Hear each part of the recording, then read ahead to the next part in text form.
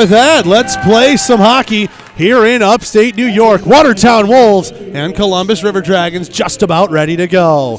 The River Dragons dressed in their road white jerseys with white helmets, black secondaries, pants, shoulders, and numbers with the red and teal trim. They are going to go left to right across your radio dial. Here in the Sun South John Deere first period, Jared Rutledge puts on the mask and gets himself ready over in the crease to our left. Over to our right, it's Brandon Colgan going back and forth in his crease, and the Wolves dressed same way they were last night in the home blues, blue helmets and pants, silver belts, shoulders, and striping with some white trim all throughout the uniform. The two captains, McDonald and Petrantonio, have another ceremonial face-off right in front of the scorer's table, and we are just about ready to go for tonight's contest. Columbus left to right, Watertown right to left. Our referees in today's game, once we get that pulled up here from our lineup cards. Wearing the bands tonight, referee Caldwell and Cannon, and the linesmen are Zarniak and Vivenzo. Settle in, everybody. This one's going to be a fun one. Game 2 of this 2-game set. River Dragons looking to take some points home with them on the long trek back to Columbus. For the Wolves, they are looking to sweep Columbus and maintain their stranglehold atop the standings. Well, good news, bad news for those of you at home. Good news, the game is over. Bad news, Alabama won it. So for those of you listening in the Auburn way, it's a tough way to lose it in 4 overtimes, but it happens just in time for us to get ready for some hockey. Puck is down, and we are underway here in the Sun South John Deere first period. Graham and Bersani with a double hit check on Jemayev, but Watertown enters into the zone. Lodge's shot. That one just wide of the blocker hand on Rutledge. Jemayev drops it back at the left point for Devine. Now gets it over to Lodge. He fires one, deflected, and that one just goes high over the bar. Gray got his stick in the way trying to help out his netminder and nearly ended up chipping him. Lodge to the middle. Too many sticks to navigate through, so Taylor fires one, patted away. Another effort. Blocker save made there by Rutledge. He stopped Lodge not once but twice. Bersani moves this one up right wing side. He gets checked hard there by McDonald as he dumps it in. And Columbus will start up a change, but they're going to say icing is the call here against the Dragons. Oh, my. Okay. Awfully close to that red line was Bersani on the dump down, but they rule that the River Dragons are going to have to put the unit back out there. From my eyes, River Dragons did get one change before the icing. Jake Schultz is out there as opposed to Edgar Zozelinch. And the Wolves are sticking with their line, too. 19-19 left to go here in the first. McDonald and Bersani, a false start. Now McDonald wins it to the slot for Lodge. Plays it back to the point. Taylor a shot. Rutledge's chest save as he stood up tall. And then the rebound got patted away over into the far corner. Taylor ties up here with Krupp. McDonald picks it out. He moves it along the blue line. A pass to the near circle for Lodge. Lodge to the middle for McDonald. Too much stick work there by Bersani. He couldn't put the puck there. Now referee inadvertently setting a pick. McDonald plays it to the far circle to Jemayev. Jemayev gets the cycle going to his captain McDonald. Skates this one out back along the blue line. Now he's with it left wing side. McDonald being watched there. Schultz bodies him up, finishes his check, and knocks the puck away. Puck falls free for Jemayev, though, loose in the slot, and Gray in the backhand, able to put it to the far side. Krupp eventually settles this one, chips it down. It is off lines. This is going to be icing. Oh, it just hits the side of the net, and they let it go. Okay, so usually when it hits the side of the net, that's still icing, but we play on. The River Dragons do get that change they desperately needed. 18:25 left to go in the first. That's a heck of a long first shift. Now Frazier backhands that one. Austin Doe too far for him. It'll be dumped in by Lane King. Sent around the boards. Frazier will play this one. Knocked down by DiCostanzo with a low stick. Petrantonio in the neutral zone, able to take it out of feet. Petrantonio fires. That one blocked in front. And now it goes to the far wing for Finch. Finch gets checked there by DiCostanzo. DiCostanzo kicks it out. Now here's Brandon Day. He'll chip it down nice, and he puts that one in stride of Michael Mann. Mann takes it right at the goal line. A sweet play from Frazier, and then finishing his check is Jake Schultz, and that will be the end of that rush for Watertown. Finch chips this one in right wing side, and Columbus will get a change behind this. 17:46 left to go here in the first. No score, Dragons and Wolves. This one played up ahead. Man from the right side of red chips it in. Ozelinch lifts the stick of his counterpart 13 and Day. Day finishes him off with a hit. Rutledge gloves one down, and they score. Rutledge gloved one down. Ozelinch tried to take it away from him, and miscommunication between the two allows Brennan Day to put one home. 17:32 to go in the first, and it's 1-0 Watertown.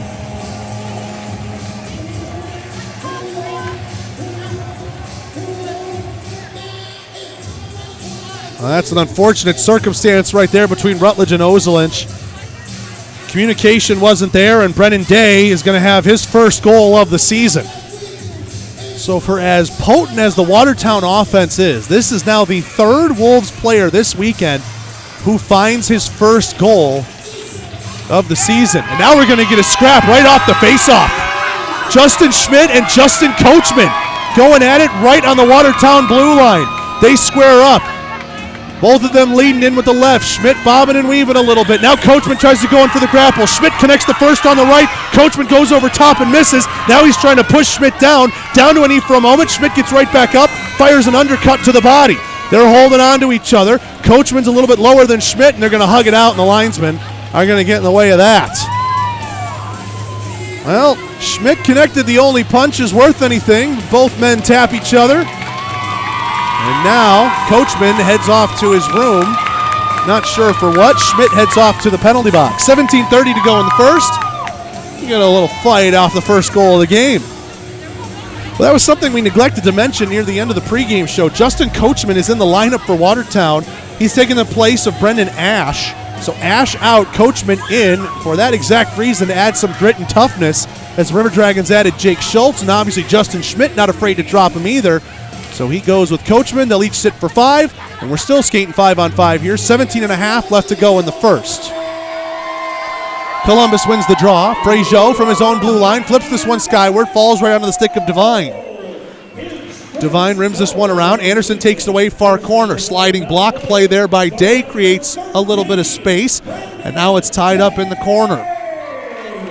Taylor comes out with this one from behind the net, rimmed around now for Devine. Held in by Armstrong, right point, off a body. Devine has it in the feet, put it right on Anderson's tape. He fires, and a save made there by Colgan. This one rimmed around. Krupp tries to take it off the glass. It's just out of his reach. Held in by Frazier, left point, and Krupp went for a tip in front and couldn't get it past Colgan. Columbus in the midst of a change as Watertown tries to push this one up ice. McKechnie just able to get it in on sides. Grade will find a loose puck, send it ahead, too far out of the path of Finch. 16:36 left to go here in the first. 1-0. Watertown leads it. Petrantonio drops it back. Doe has it. High slot. Fires. Blocker save. Rebound cleared away by the Watertown defense. With this puck, Lodge, he tries to send it up the wall. Held in right point by Doyle. His blast. Brave block right there by Lodge, who is struggling as he gets back to the bench. Excuse me. That is Cole Chamelka, 25, not 20.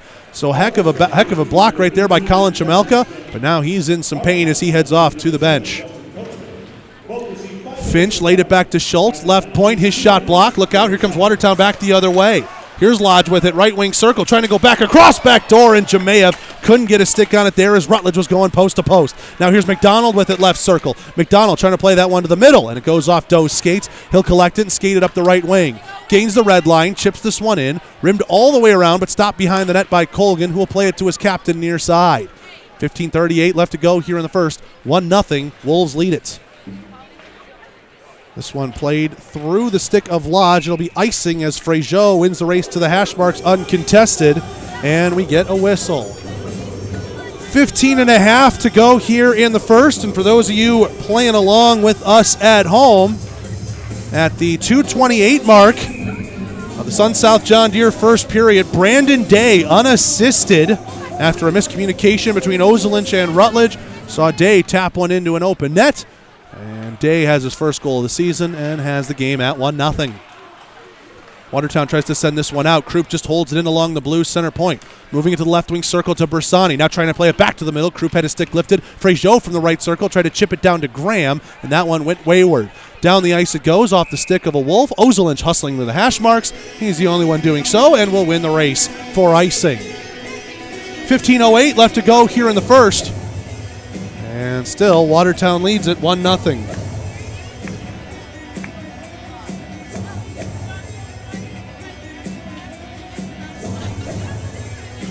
Face-off coming to the right of Colgan. Anderson set to take this draw here against McDonald.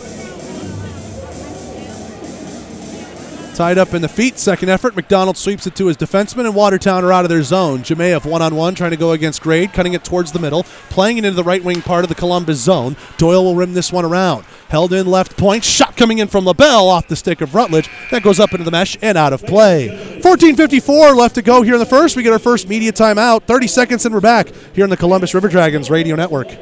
The work on your property never ends. Whether you're mowing, tilling, planting, grading, drilling, hauling, or anything in between, come see us at SunSouth. We'll help you find the John Deere tractor that's right for you with the implements you need to get your projects done faster, more efficiently, and more affordably. And right now at SunSouth, you can get 0% financing for 72 months on select John Deere tractors. Come see us at SunSouth. Equipment for those that do. Some restrictions apply. See dealer for details. Offer expires November 30th, 2021.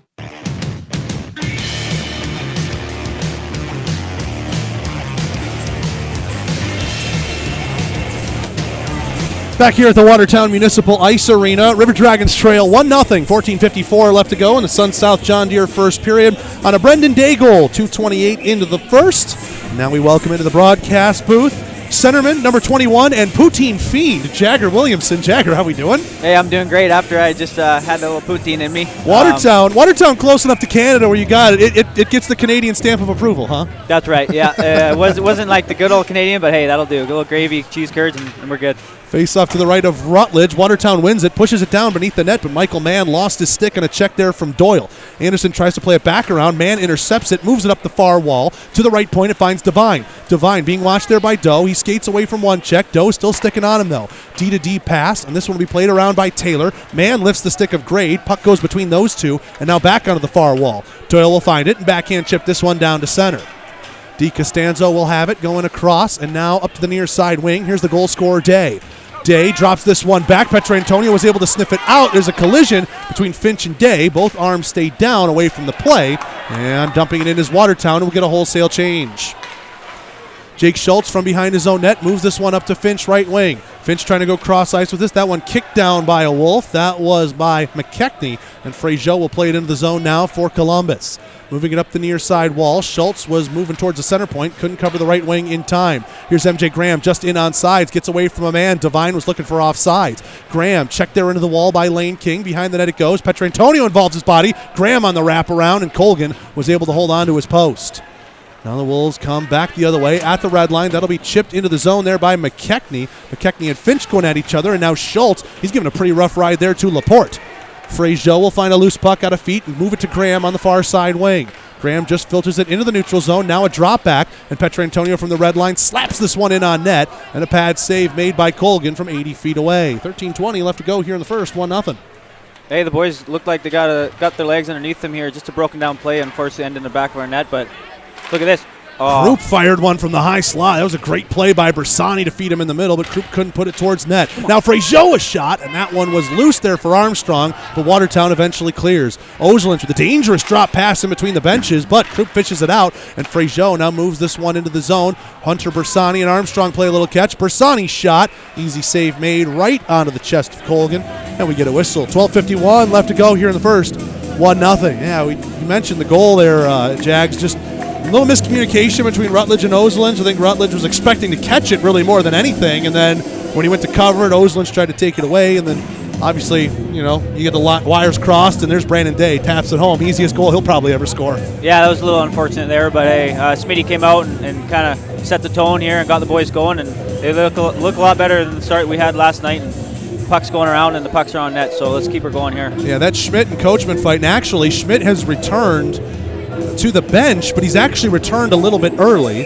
17:30 is when he went in for the fight, so he still has 21 seconds left to serve. I don't know why he was let out early between play, but he actually has gone back down into the Columbus tunnel. And now he's back out in front here. I'm not sure what's going on Maybe with back this. to the penalty box he goes? Well, he does have to. He's got 21 more seconds of the 5 minutes. Justin Coachman, I don't think is in there either. You said he might have had to get zipped up after that fight, huh? Yeah, I think I saw him point to their bench and call the trainer down, so I saw him go down the tunnel. He might have got a little cut under the eye or above the eye. Yeah, so there was an error in timing on the penalty box side. Schmidt still has 21 seconds and a whistle of his 5 minute left to serve. Doyle a blast right off the face-off, and that one goes off a stick and up into the netting and out of play. 12:46 left to go in the first, still 1-0 Watertown. But right there, Jags, that's a face-off play or just real quick off the draw, putting a puck towards net. That's how Columbus got both their goals last night. Yeah, I mean, it all starts with the face-off. That's the first battle, and the centerman has been doing a great job. And when we start with with the puck, it's a lot easier. Face-off coming to the left of Colgan. Couple of skaters tied up, one River Dragon and one linesman, which draws some ire from the crowd. And meanwhile, Watertown has this, dumps this one in. Jamea from behind the net, playing that one out in front, and Doe is able to intercept it there in the slot.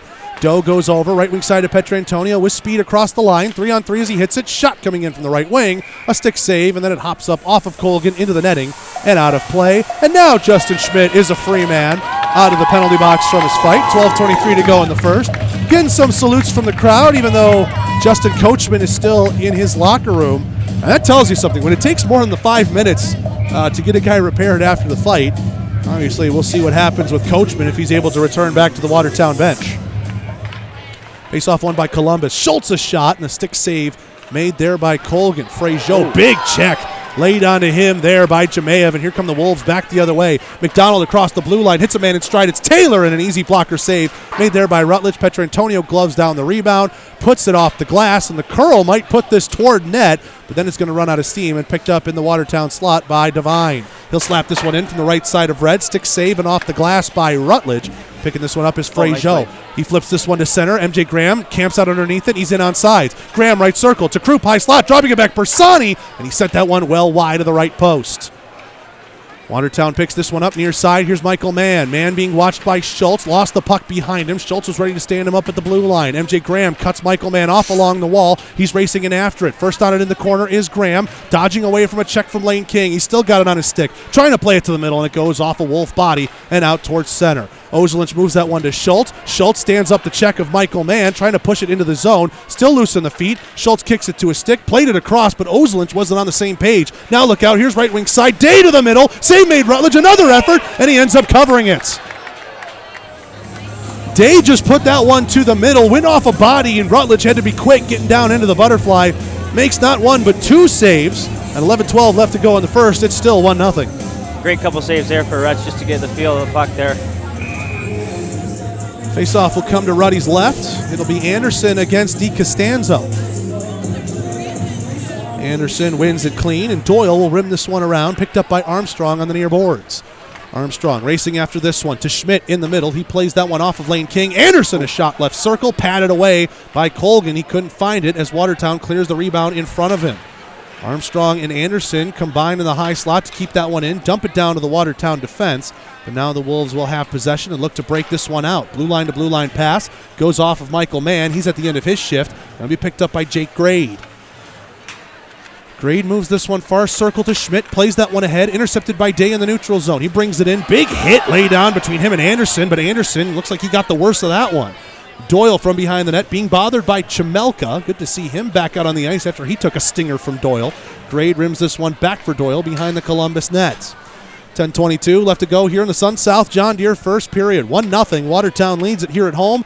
Looking for the weekend sweep. Columbus looking to take a couple points back home with us to the Chattahoochee Valley. Josh Petrantonio holds this one in left point. Finch rims it around. Austin Doe on this one. He's in a stick battle now with McKechnie. This one will rim its way around. Petrantonio in the corner, plays it off the far wall. Held in left point by Ozelinch. His shot, and that one just goes wide of the blocker hand. Here's Petrantonio with it along the half wall. Moving this one back, and now finding this one is Slachetka. Slachetka rims it around, and Chemelka with a good stick just pokes it out to center. Columbus has to touch up on the delayed offsides as Doe evacuates the zone. 9:40 left to go here in the first. Watertown skating this one up. Here's McKechnie left wing side being watched by Frazier. Frazier puts a good stick onto him, holds up his progress. Now Bersani flips this one. MJ Graham racing after it. No icing as he wins it in the right wing corner. Pass to the middle. And that one just too far out of the reach of Jay Krupp. This one gets sent to the red line. Trying to play that one in is Bonta. Bersani knocks it away at the Columbus blue. But it's right back onto a Wolf stick in Lane King. King will spin it back, take a little bit of support, and the Wolves will finish up a change behind this. Icing is on as he didn't have the red, and Schultz wins the race, and we get immediate timeouts. 9:10 left to go in the first. 1-0. Wolves still lead it here on the Columbus River Dragons Radio Network.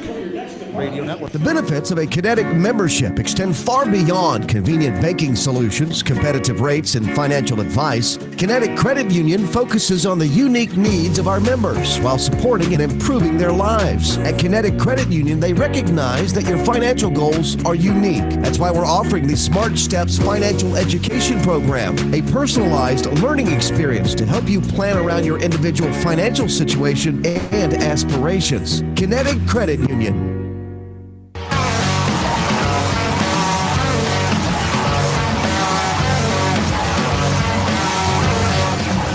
We are back here at the Watertown Municipal Ice Arena. Let's pause 10 seconds for station identification on the Columbus River Dragons Radio Network.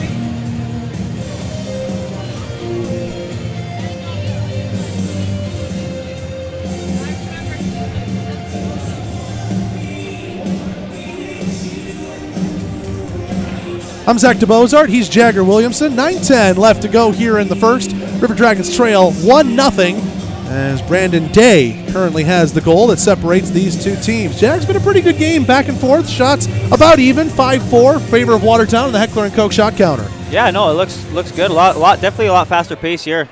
The boys are playing good start so far. Unfortunate bounce, but just the way they come back, and we're looking good. Watertown has this in their own end. Devine and Taylor play a little catch. Now move it up to the forwards, and Jemayev will dump it in from the right side of red. Rims around to the far wall. Grade couldn't get in front of it before Lodge. He played it down deeper into the corner. Jemayev can't poke it through Doe, and it will leak out all the way to the neutral zone. Taylor will dump this one in. Too fast around for Rutledge. He couldn't slow it there behind the net. Grade near corner to Schultz far corner. He let it go by him, and Krupp coming up on the play puts it out towards center. This is what we were seeing last night, Jagger. Columbus was doing a good job defensively, but at the red line, either having to dump it in or Watertown was finding a way to get the puck and come right back into the zone like they're doing right now. McDonald to the middle, and Lodge had a stick chopped there by Schultz. He was looking for a call, but none coming. Now here's Jay Krupp, left wing side, 3-on-2 as he hits the line. Krupp to the middle, Graham back for Krupp, trying to deke him out. Yeah. Backhand Bersani, what a save, Colgan. Rebound still loose, and somehow that one stayed out.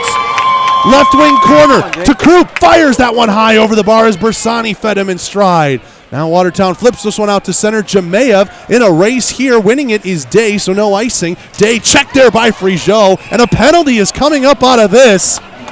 Oh, an elbow is the call. And man, how quickly the Columbus bench went from up to down. Just a moment. Bersani, Krupp, and Graham nearly combined for a goal, if not for a great save by Colgan. And then the first penalty of the game goes Columbus's way on an elbow called against Paul Frigeau. 7:55 to go in the first.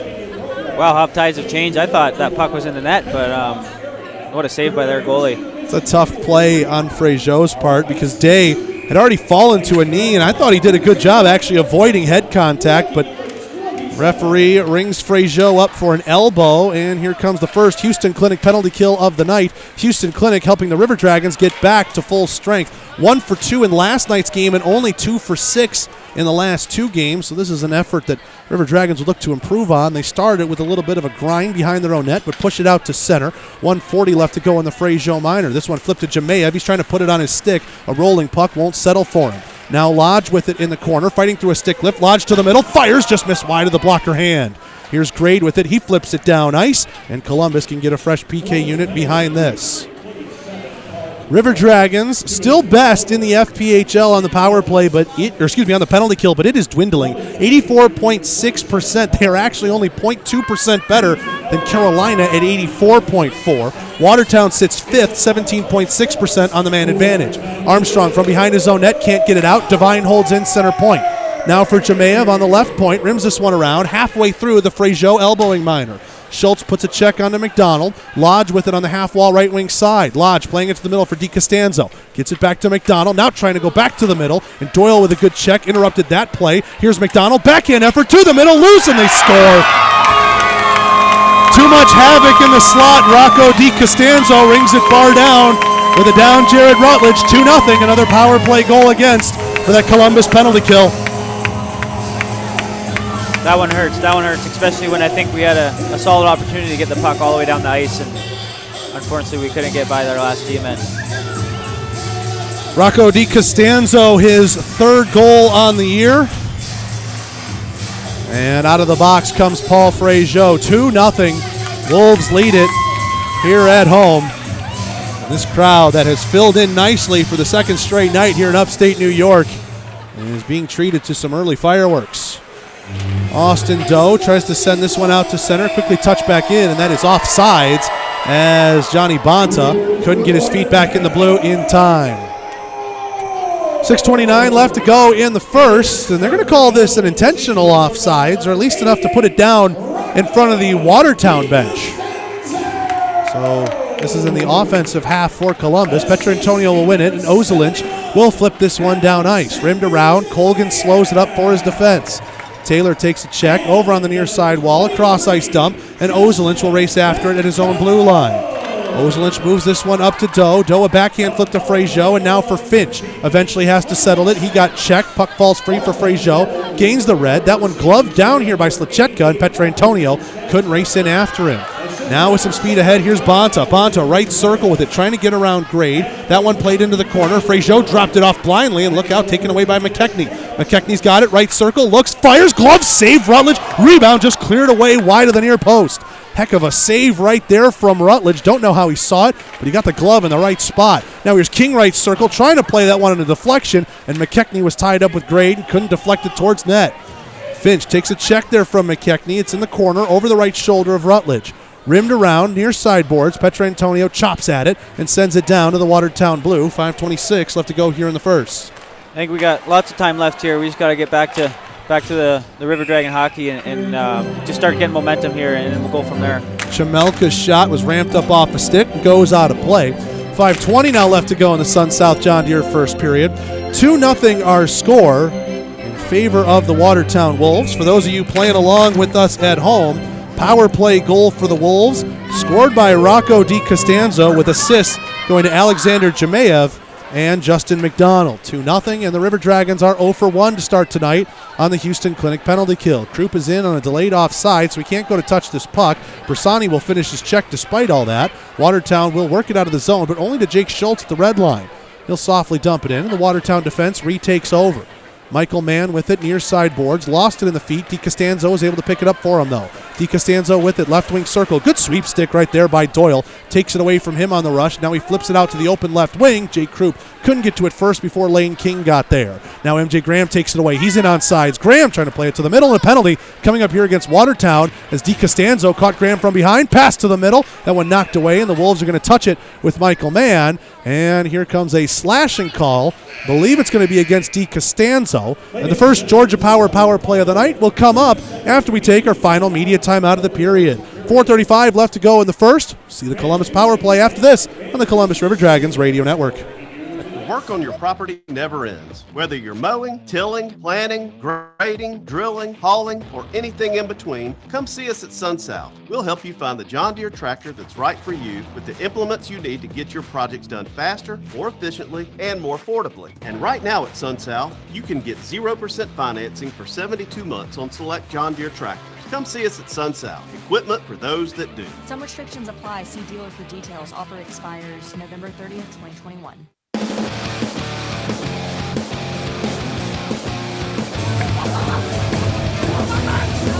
We are back here at the Watertown Municipal Ice Arena. 2-minute slash and call, and actually went against Justin Laporte, not against Rocco DiCostanzo, but either way, it's a Georgia power play.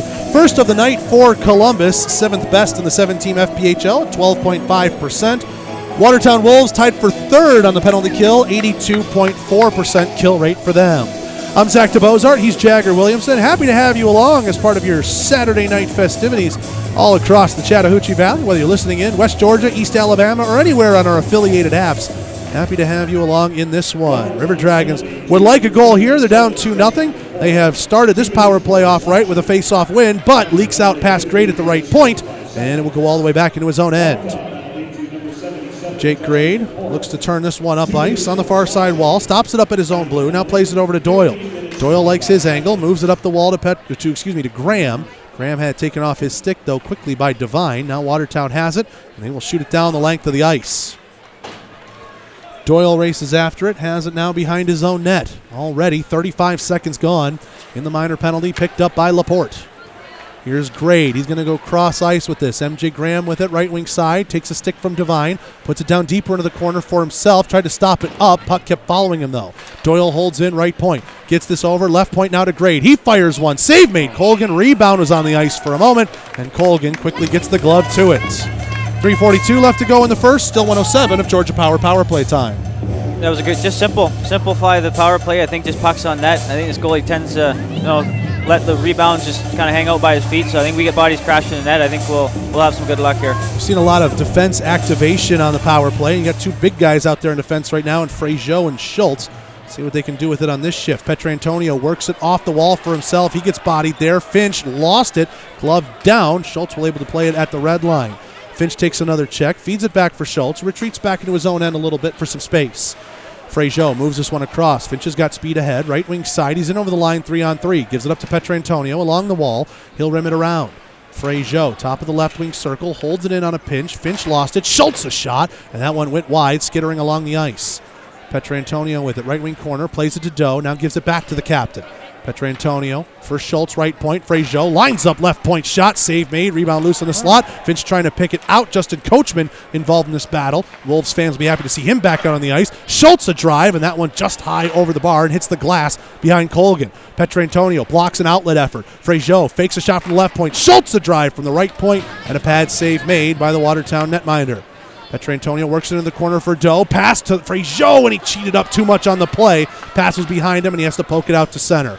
2 seconds and one. Out of the box comes Laporte. Schultz drops this one back. Frazier with it here. Right circle to the middle, and Doe tried to get a tip on it. Nothing available. 0 for 1 on the Georgia power play night to start tonight's game for the Dragons. DiCostanzo flips this one around Armstrong. Heck of a hustle back by Dalton Anderson. That'll stop that rush, and it's rimmed around here for Levi Armstrong.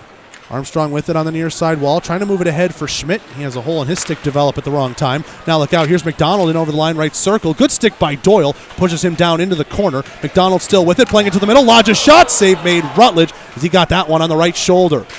Doyle and McDonald, they try to cancel each other out. Schmidt has it along the far side wall, playing it up, held in right point by King. Schmidt's second effort, though, gets it for Armstrong, and now they're rushing with it left wing side. Penalty coming up here against Watertown, as it looks like there was a hook involved between Schmidt and Armstrong. A slash, excuse me. And one of the Wolves just got caught with a stick infraction. I think that's Jimmy Lodge.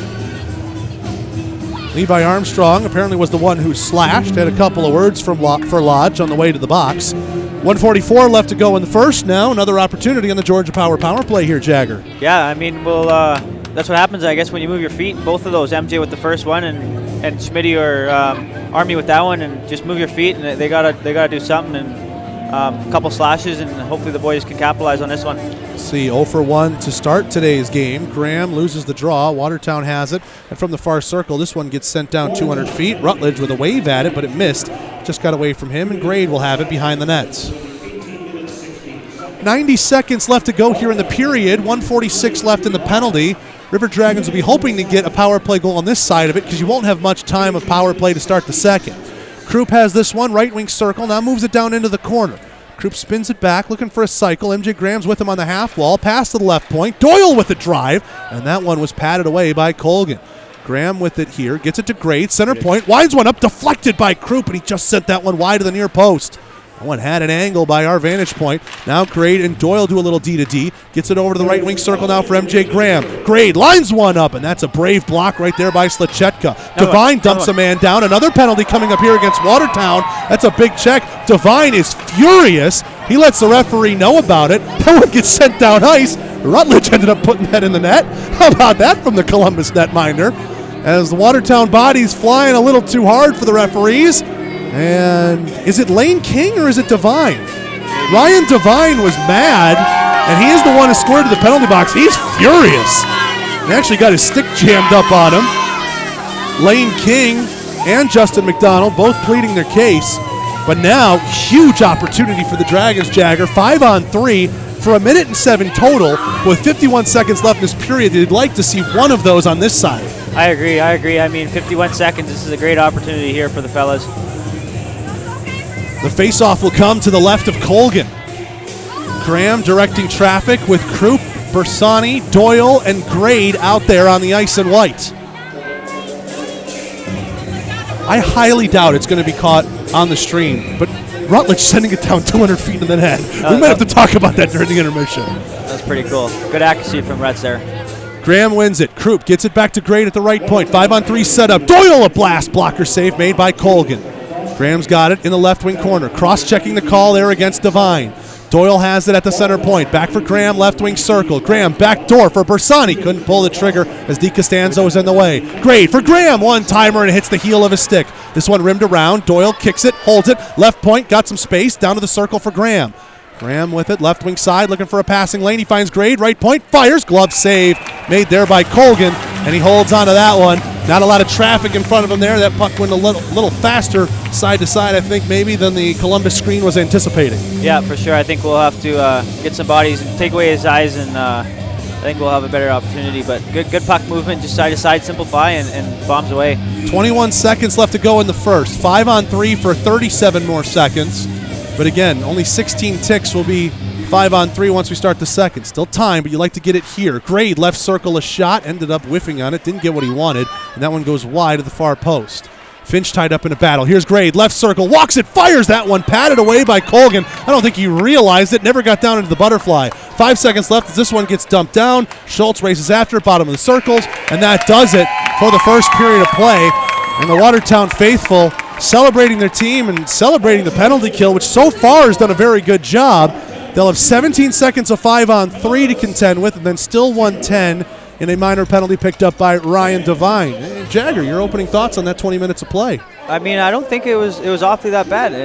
I don't think the score kind of reflects. I think we were throwing pucks on the net, a couple bad bounces, and the shorthanded. Their power play goal, but I think a fresh sheet of ice start the second. Boys come out flying and get momentum at the least, and hopefully pot one, maybe two here. River Dragons did get pucks towards net. They actually lead in shots right now by a tally of 12-8 on the Heckler & Koch shot counter. Let's take a break. When we come back, the John Emerald Distilling First Intermission Report comes up after this on the Columbus River Dragons Radio Network. Work on your property never ends. Whether you're mowing, tilling, planting, grading, drilling, hauling, or anything in between, come see us at SunSouth. We'll help you find the John Deere tractor that's right for you with the implements you need to get your projects done faster, more efficiently, and more affordably.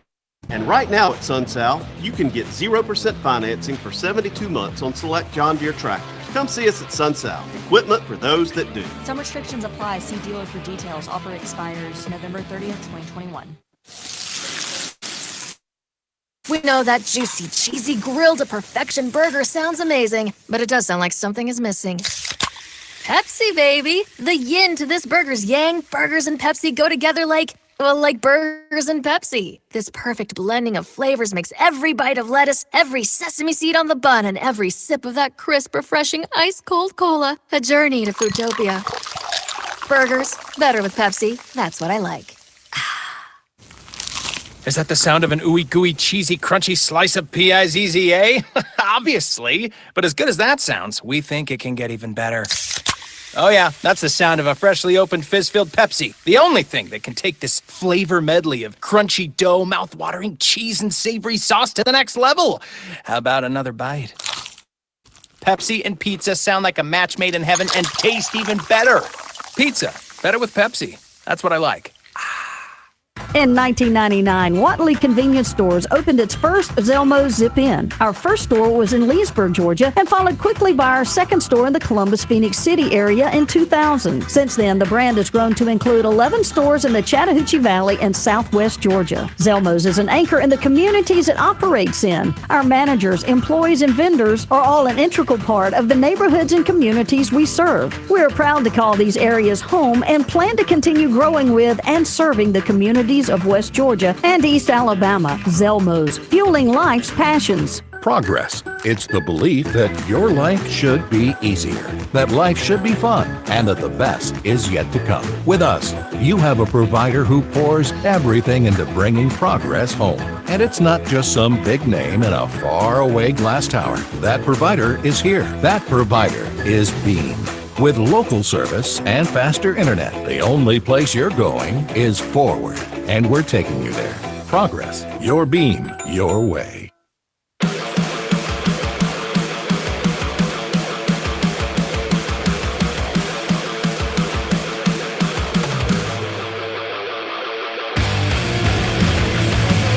Welcome back into the Watertown Municipal Ice Arena. River Dragons trail the Watertown Wolves by a score of 2-0 as the Zambonis on the ice for the John Emerald Distilling first intermission report. Fans, Fort Benning Harley-Davidson and the Columbus River Dragons have teamed up for a $50K giveaway at a River Dragons hockey game this season. Simply text FBWIN to 55678 before March 13th to be entered for a chance to shoot from center ice and win $50,000. For full rules and contest details, stop into Fort Benning Harley-Davidson on Williams Road or visit fortbenninghd.com. $50,000 could be yours this season, but only if you text to enter now. That's FBWIN to 55678. I'm Zach DeBozart. He's Jagger Williamson. Jagger, that first 20 minutes of play, it didn't go Columbus's way. Obviously, we'll have a little bit of 5-on-3 time to start up, so a chance to reverse course on that. But you look at shots, 12-8. Obviously, the power plays helped that. And opportunities have been there for the River Dragons to get one on the board. Absolutely, I agree. And the opportunities we had, I thought, were a lot better at grade A, like more in the slot, not outside. I mean, last night I don't think we had a couple breakaways, but I mean, this first period, I thought we had a lot more better opportunities, better looks, and hopefully this 5-on-3, the boys can come out flying and start a second and fresh sheet of ice and pot one. 2:28 mark of the first period. Brandon Day gets his first of the season. A little bit of miscommunication between Rutledge and Oselinch. I think Rutledge meant to catch the puck, ended up dropping it. Oselinch thought he could clear it, ended up putting it right to Day, who ends up tapping home for his first goal of the season to make it 1-0. Then on the power play, Rocco Di Costanzo finding a loose puck in the middle of all kinds of chaos. Rutledge was down after making a couple of saves. He pots a power play goal off the back bar and in. Jamayev and McDonald pick up the assist. That's how we sit 2-0 Wolves through 20 minutes of play. As we said, shots on goal, Heckler and Koch shot counter in favor of the River Dragons, 12-8. Special teams numbers, 0 for 1 on the Houston Clinic penalty kill of the Dragons, 0 for 1 so far in the Georgia Power play, but 2 opportunities, 16 seconds of 5-on-3 still remaining. That was a penalty picked up near the end of the second, or near the end of the first, obviously, and then a second penalty picked up when Ryan Devine was called for cross-checking. Zamboni makes its way around the ice. That's all really there is to say about that opening 20 minutes of play. Let's take a break. When we come back, we take a look around the FPHL after this on the Columbus River Dragons Radio Network. The Chattahooch's favorite place for spirits in the valley is John Emerald Distilling Company in Opelika. Conveniently located in beautiful downtown Opelika, they're open Monday through Saturday for tours, tasting, and bottle sales. Not in Opelika? No problem. From Birmingham to Columbus, there's plenty of places where John Emerald originals are sold. Check out some of their favorite recipes at johnemeralddistilling.com and give them a follow on social media at JED Spirits on Twitter and Instagram. Dressing for success is as easy as 1, 2, 3 with Wade Cleaners. Drop off your garment at any one of their 5 convenient branches or call their valet manager to pick them up. Go do something fun. Walk your dog, eat a hot fudge sundae, or go to a movie. Leave the dirty laundry to them. Pick up your professionally cleaned garments or have them delivered at no additional charge to your home or office. Yes, you too can dress for success with Wade Cleaners. Oh, and don't forget the little people as you move up in the world. Who wants a copy when you can own the real thing? At Heckler & Koch, the foundation for everything we do is an unswerving commitment to excellence. Shooters of Columbus at 4445 Milton Road is your local area premium stocking dealer for all your favorite Heckler & Koch products. They also have an indoor range with rentals available, from rifles and pistols to ammo and holsters. There's no better choice in the firearm business than Heckler & Koch.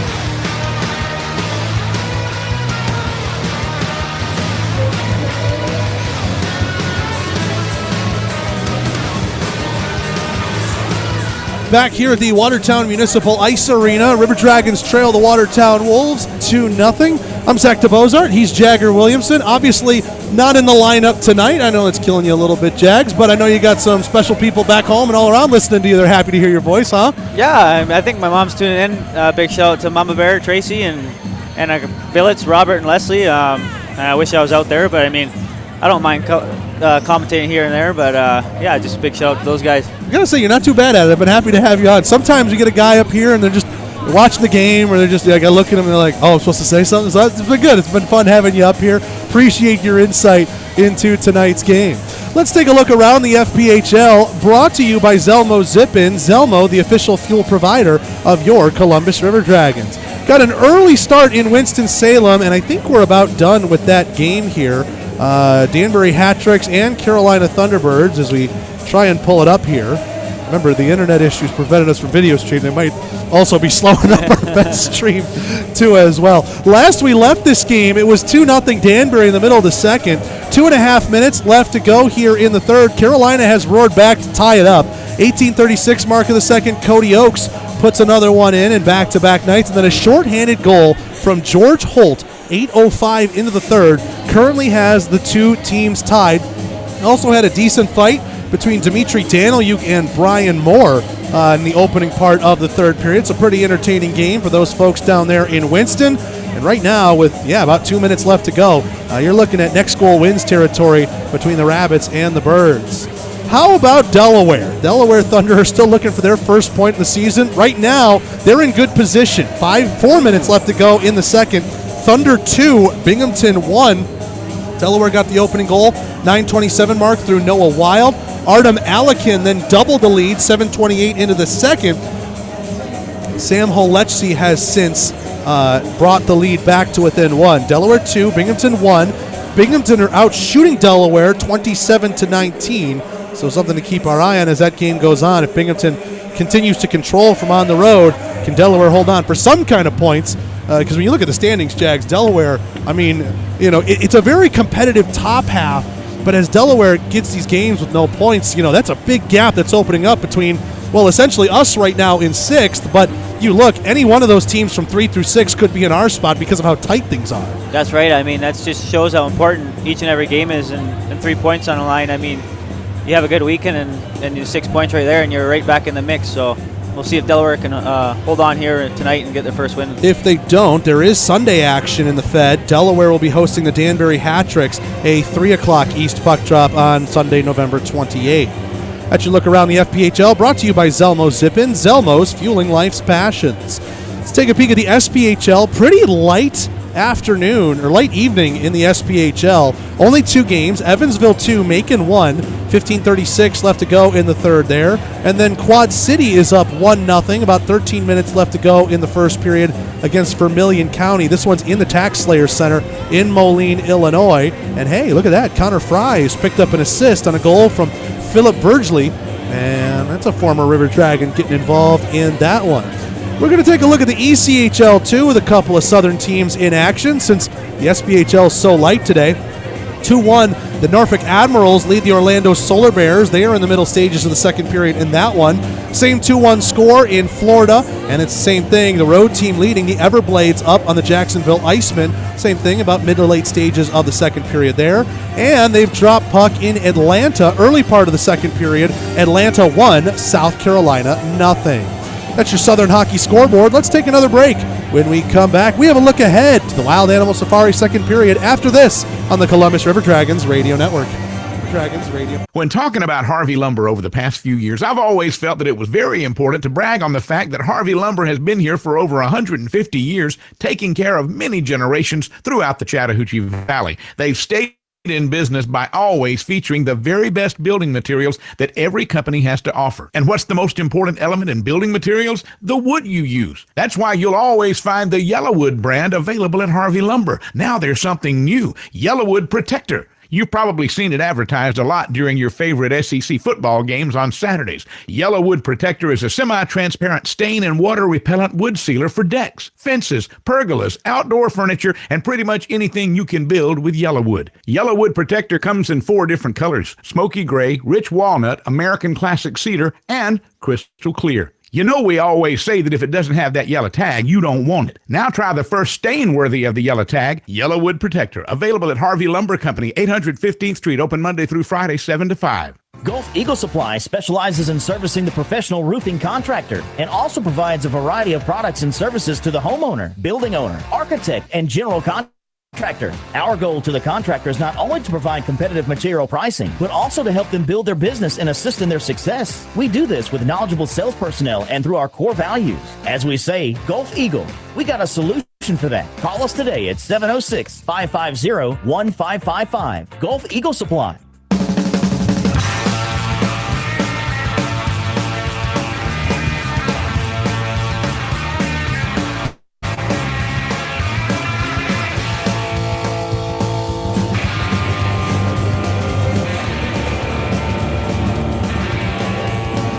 Back here at the Watertown Municipal Ice Arena, River Dragons trail the Wolves 2-0 through 20 minutes of play on the John Emerald Distilling First Intermission Report. John Emerald Distilling, proud partner of your Columbus River Dragons, not only for this intermission report, but for the John Emerald Distilling Coaches Show that you hear on all these same radio stations every Tuesday night, 6 to 7 p.m. Join myself, Jerome Bichard, a special player guest. Occasionally Scott Brand likes to get in there, mix it up as well. And we have some fun for about an hour talking all things River Dragons hockey. 6 to 7 p.m., that's the John Emerald Distilling Coaches Show, brought to you by John Emerald Distilling. Catch them in Opelika, Alabama to taste their products straight from the source right at the distillery there. If you can't make it out to Opelika, check out a couple of places in Columbus that carry the John Emerald Distilling line of products, including the Bottle Shop, Jarfly on 13th Street, and Nonick Beer Bar and Kitchen in downtown Columbus. All right, Jagger, as we look ahead here to the Wild Animal Safari second period, 2-0 Watertown leads. River Dragons do have 16 seconds, so 5-on-3 power play time, and then when that goes away,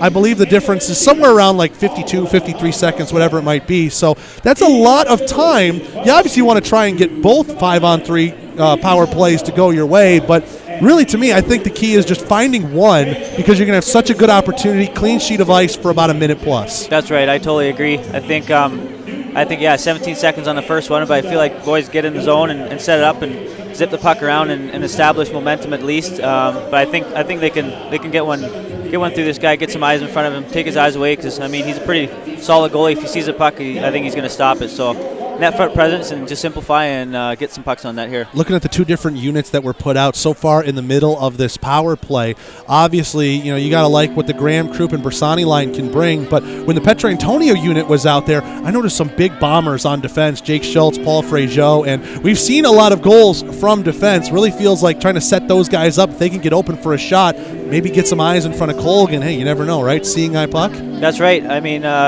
simplify, and the points are open, obviously, and we got, I think, both one-timers on each side. So, I mean, just put it in the wheelhouse and take his eyes away and at least get a rebound, and you never know what happens. Body's in front of the net, you never know. They don't ask how, right? That's right. They ask how many. And That's you know right. what? You've been in the room plenty of times with Jerome for plenty of different, in-between period speeches. I mean, what do you think he's saying in there? Because obviously the opportunity's in front of you. Yes, you're down 2. Yes, there's been a mistake or two here and there. But, I mean, you said it, and I agree with you, that the scoreline doesn't really indicate what type of game we've seen so far in this one. What do you think that message is in that room? I think just keep going. Just keep putting the work boots on and not get frustrated. I mean, I know we're down 2-0, but I think we stick to the game plan and do all the right things, the little details. I think it's going to come slowly.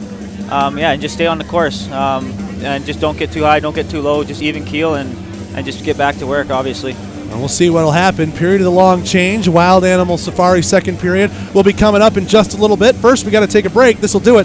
The John Emerald Distilling First Intermission Report. Back with the second period of play after this on the Columbus River Dragons Radio Network. Chattahoochee favorite place for spirits in the valley is John Emerald Distilling Company in Opelika. Conveniently located in beautiful downtown Opelika, they're open Monday through Saturday for tours, tasting, and bottle sales. Not in Opelika? No problem. From Birmingham to Columbus, there's plenty of places where John Emerald originals are sold. Check out some of their favorite recipes at johnemeralddistilling.com and give them a follow on social media at JED Spirits on Twitter and Instagram. At the Country Inn and Suites by Radisson, you'll enjoy comfortable accommodations close to Columbus State University, Fort Benning, and of course, the River Dragons games. Conveniently located at 1720 Fountain Court in Columbus, you'll be minutes away from all your favorite Columbus destinations. Free high-speed high-speed Wi-Fi, and hot breakfast always available too. So whether you're staying for business or for pleasure, make your next stay in Columbus a comfortable one at the official hotel partner of the River Dragons, Country Inn and Suites by Radisson. Oral and maxillofacial surgeons Mark Sawicki, Lee Allen practice a traditional scope of oral and maxillofacial surgery with over 60 years of combined expertise, ranging from oral pathology to wisdom tooth removal. They perform a full range of dental implant and bone grafting procedures, as well as non-invasive surgical facial cosmetic procedures. That level of expertise is why the River Dragons trust them. Call them in Columbus at 596-1757 or in LaGrange at 884-2655.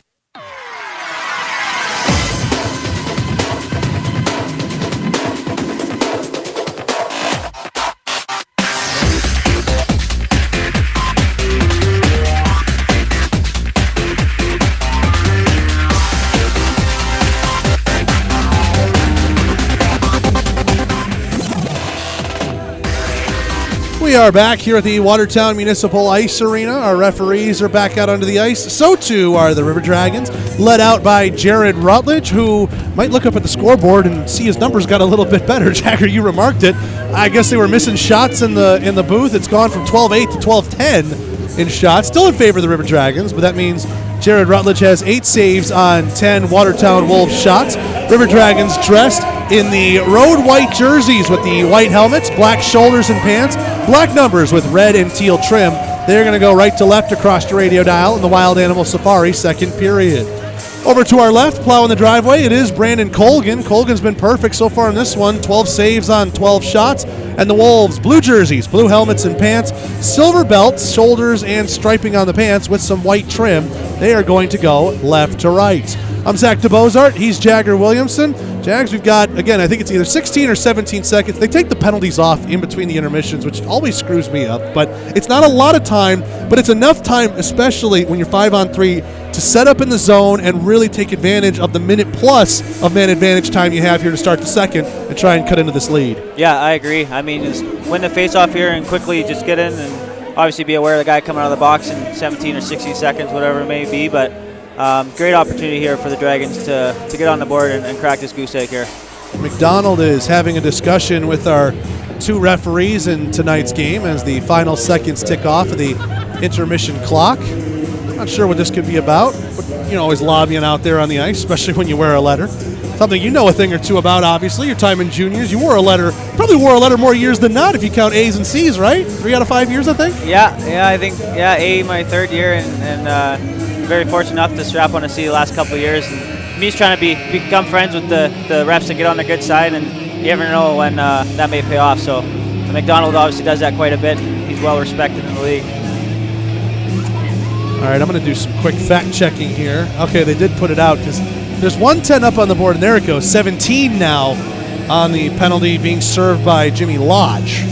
So 17 seconds of 5-on-3 Georgia power play time, and 110 in the Ryan Devine minor. Petrantonio to take this draw against DiCostanzo. We're underway here in the Wild Animal Safari second period. Frazier backhand flips this one into the zone. A dozen seconds left in the 5-on-3. Lane King gets bothered there by Petrantonio. A lot of River Dragons underneath the goal line. Schultz holds it in right point. He fakes the shot. Petrantonio bottom of the circles. Back for Schultz, top of the left wing circle. Over to Frazier. Puts it down. Doe looked for a tip. Nothing there. Off the sidewall. Finch came screaming in.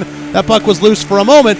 Colgan was able to cover it. Just out of the box is Lodge. So 0 for 2 on the Georgia power play, but setting up with still 50 seconds more on the Devine minor. Yeah, no, I love that little setup there, a box and one with one-timers from Schultz and Pauly on the back end, and good opportunity here and big face-off here for Petro. Petrantonio and Slachetka on the draw. Petrantonio wins it clean. Frazier with it right point, gets it over to Schultz, top of the left circle, walks it in, fires that one off the mask of Colgan. He looked dazed there for a moment. Now Schultz trying to go back door, and that one ramped up off a stick. Couldn't find Doe. Lane King finds it off the wall, sends it down. Those goalie masks are made of a lot. I would not want to be right on a mask with Jake Schultz firing at me. Man, that came off hot. They just kept on opening up with them, and Schultz made a great play and got closer and closer, and that must have not felt good coming off the mask there. Here's MJ Graham, right wing circle, spins it in the zone. Schultz has it right point. Now to Frazier, left point. Frazier being watched by Slachetka.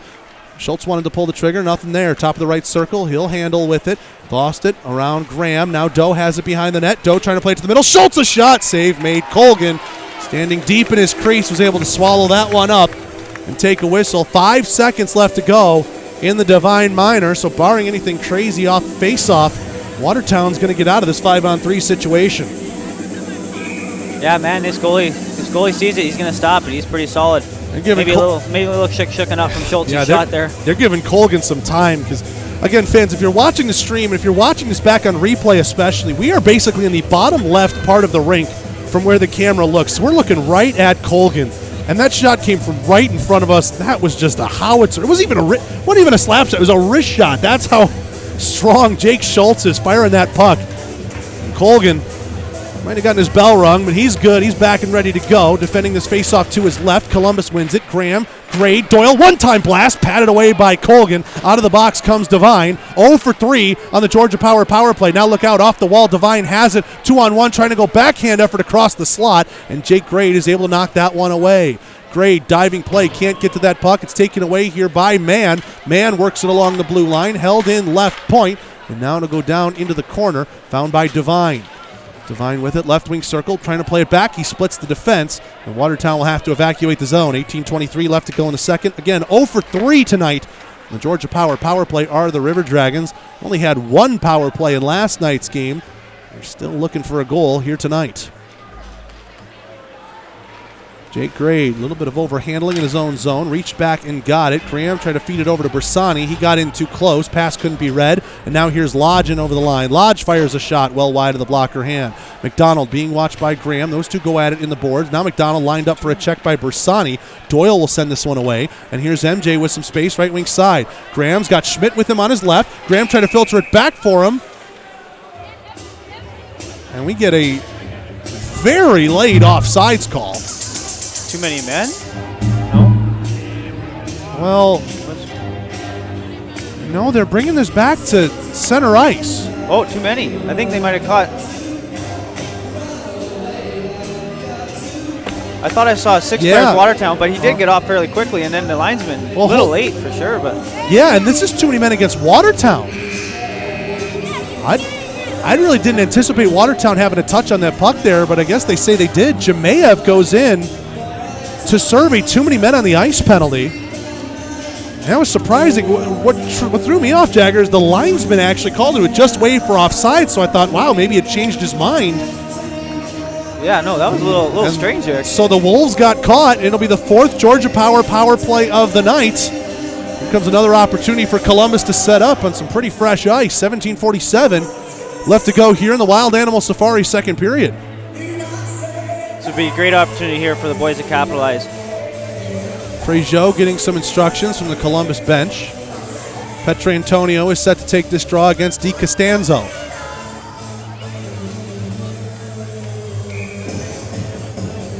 Face-off coming to the left of Colgan.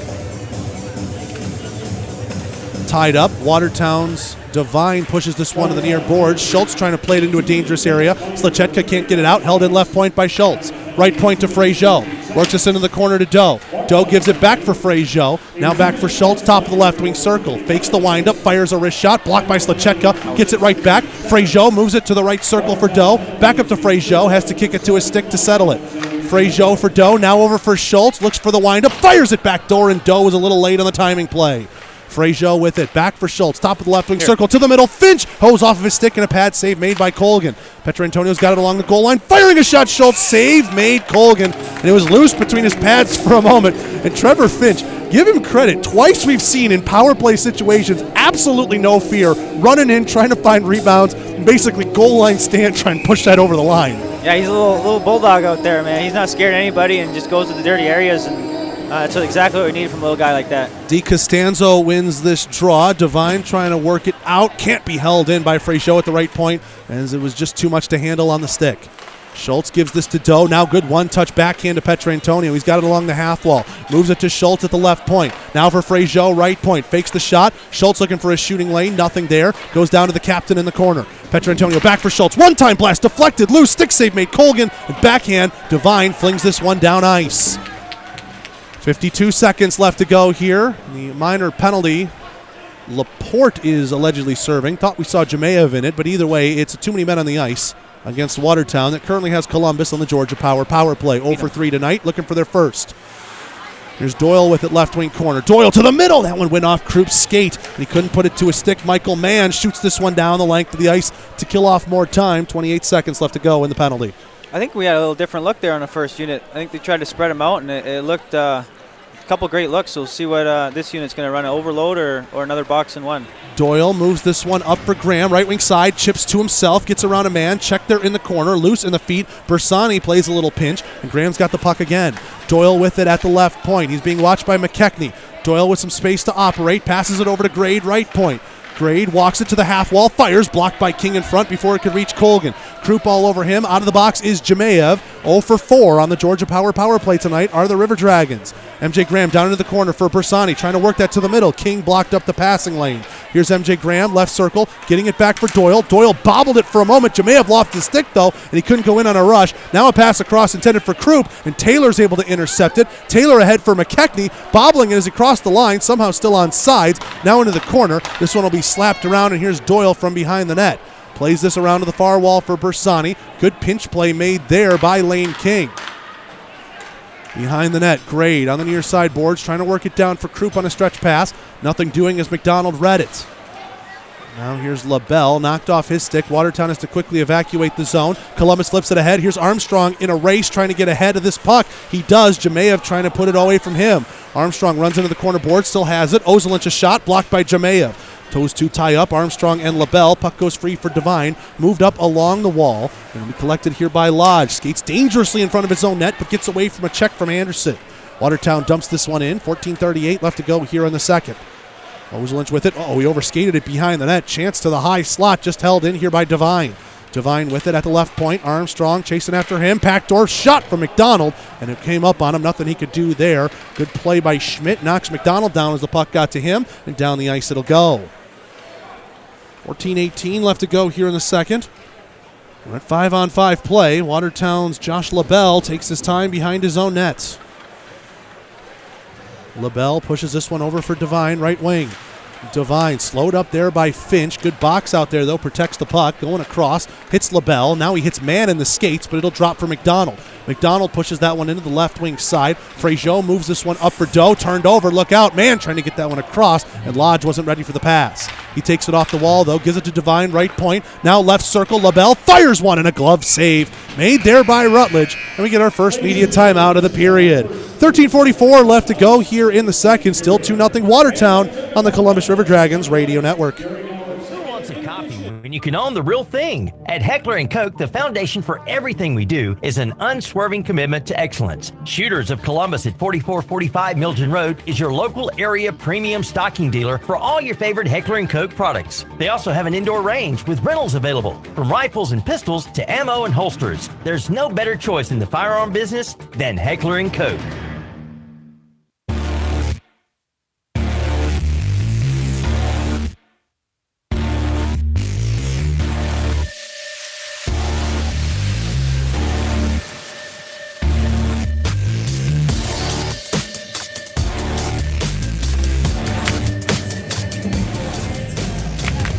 We are back here at the Watertown Municipal Ice Arena. 2-0. Wolves lead it. Both of their goals scored in the first period of play. Day unassisted, and on the power play, Di Costanzo from Jamayev and McDonald. I'm Zach DeBozart. He's Jagger Williamson. Shots on goal right now in favor of the Dragons, 17-11, including a 5-1 mark so far in this period. But for me, Jags, the story of this weekend has to be Brendan Colgan. I mean, he's just steady as you like in that net for Watertown. Yeah, I mean, he's been playing really well. I had a little conversation with Retz on the bench last night. Kind of asked him what he was seeing. Obviously, he's one of the better goalies and scouts other goalies, and he says just kind of throw it at his feet from the sharp angles, and not that he struggles with them, but I mean, it's hard to see your feet, and you never know. Just make him make a save. So, I mean, if he sees it, he's definitely going to stop. He's good enough for that, for sure. Petrantonio won the defensive zone draw. Doe had his stick lifted as he tried to get it out. Now second effort, Doyle skates this one ahead. 4-on-3 as he hits the line. Doyle right circle shot, pad save, made there by Colgan. Bonta pushes it out to center. Jake Schultz will find it at the red line. Here's Finch dumping this one in right wing side, rims around. Colgan will slow it up. Gives it to Coachman, sending this one out, knocked down, but just gets out over the line as Ozelinch couldn't get to the right point in time. Schultz moving that one to Doe. It was in his feet. He eventually finds it, sticks it into the end. Here's Slachetka taking his time behind the Watertown net. Columbus in the middle of a wholesale change, trying to hem the Wolves in. This is the period of the long change. Slachetka moves it over to Bonta. Good stick move around Krupp. Now moves it left wing side. Finds McKechnie. His shot. Look out. Loose in the slot there. And Bonta had an effort but couldn't put it on the backhand in towards goal. Schultz puts a big check there onto McKechnie as those two go at it in the corner. MJ Graham with this along the far wall. Graham pushes this one ahead. Goes off of a body. Looks like that's of Chamelka. Watertown defense plays it to the near wall. Schultz dodges a check. Here's Bersani and over the line, 3-on-2. Bersani drops it back to Graham. Shot to the middle. Bersani backhand. Loose side of the net. Krupp playing it to the slot. Loose in the crease. Graham can't find it. Krupp fires and it's across the crease. So much chaos in front. Schultz fires. Save made Colgan. So much chaos in the crease.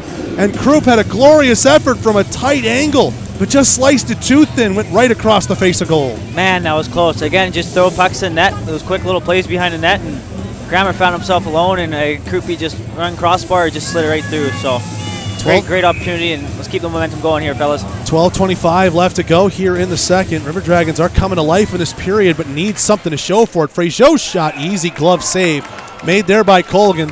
Saw that one the whole way with LaBelle clearing the lane. 20th shot on goal for the Dragons, only 11 for the Wolves. It's a mirror of what we saw last night. For a long time, the Wolves were doubling up the Dragons in shots on Friday. Now here on Saturday, Dragons returning the favor. Wolves get out of their own zone, though. DiCostanzo backhands this into the Columbus end. Day puts a check onto a man. Puck falls free behind the net. Armstrong trying to move that around LaBelle, who's pinching up on the play, doing a good job with it. Now Fraziot moves this one over to Armstrong. He gets bodied up right at the left point. Anderson backhands that one right onto the tape of Schmidt. Schmidt will backhand that one into the zone. Colgan slows it up behind the net. Colgan, nifty little stick work play there to go near side corner. Armstrong, a big hit on Lane King. And those two have some words for each other as they vacate the zone. Watertown is in the Columbus end with this. Right point, taking a check there is DiCostanzo.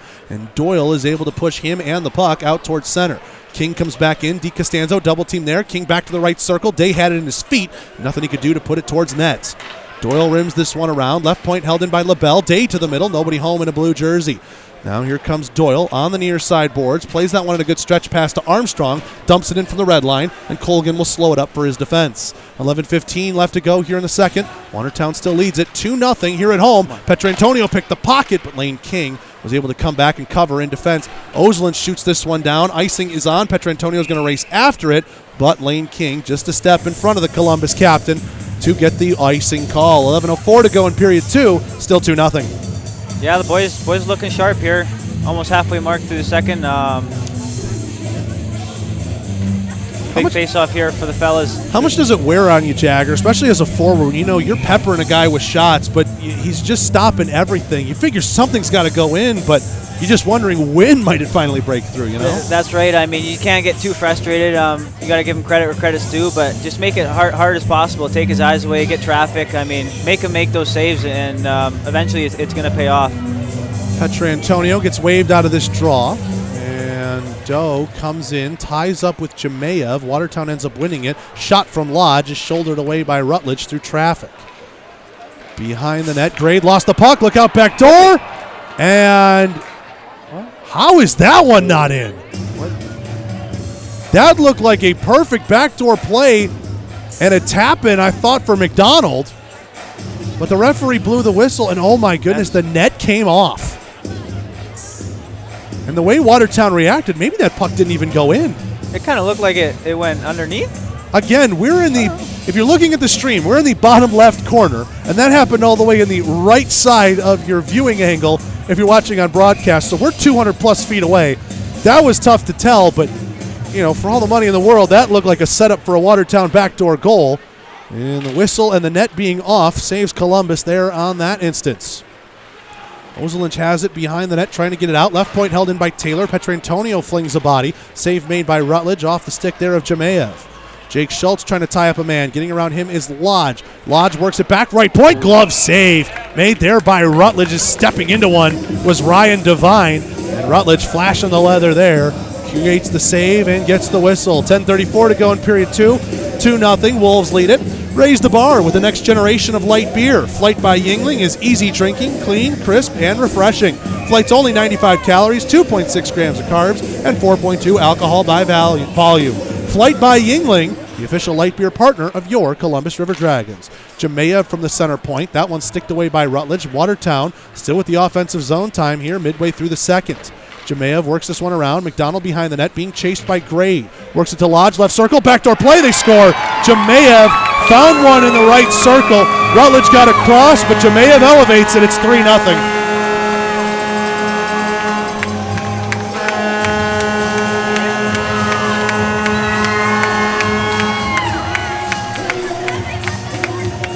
Jemayev, his 8th goal of the year, ties the captain McDonald for the Watertown team lead. And that whole line, Jemayev, Lodge, and McDonald factoring in on that goal. Good pass, circle to circle. And Jemayev, once he settled it, had Rutledge down, just had to elevate it over the glove. And he did so. He's now got a multi-point night with a goal and an assist. Columbus wins the draw, pushes it into the zone. Armstrong racing after Slachetka. Armstrong checks into him from behind the cage. Chamelka, though, works this one out. And coming in with it is Laporte. Laporte left circle a shot. That one blockered away by Rutledge. Frazier from behind the net. Oslin's trying to give it back to him. He's tied up. This one rims around into the far corner. Frazier has it back. Now trying to move it up here for Schmidt. Schmidt trying to get around Slachetka. Good body work there. Has it on the backhand. Slachetka pushes him into the half wall. And freeing it up there is Laporte. Laporte moves this one up. Big hit as Ozelinch runs over Chamelka. Chamelka's pushing at him. Now Schmidt's going to go at Chamelka. And there's a lot of chaos right between the benches. Ozelinch is just feeding Chamelka as it looks like the gloves are off. Ozelinch goes in for one underneath. Schmidt's tangling with somebody on the bench. Chamelka's trying to fire one in on the right. Now he's going for body shots. Ozelinch trying to come in over the top. Chamelka connects one with Ozelinch's helmet. Ozelinch gets another one underneath on the body, and those two fall down to an E.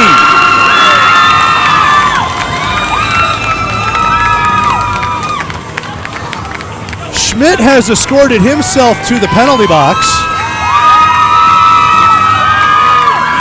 Ozelinch and Chamelka each getting cheers from the fans here in Watertown.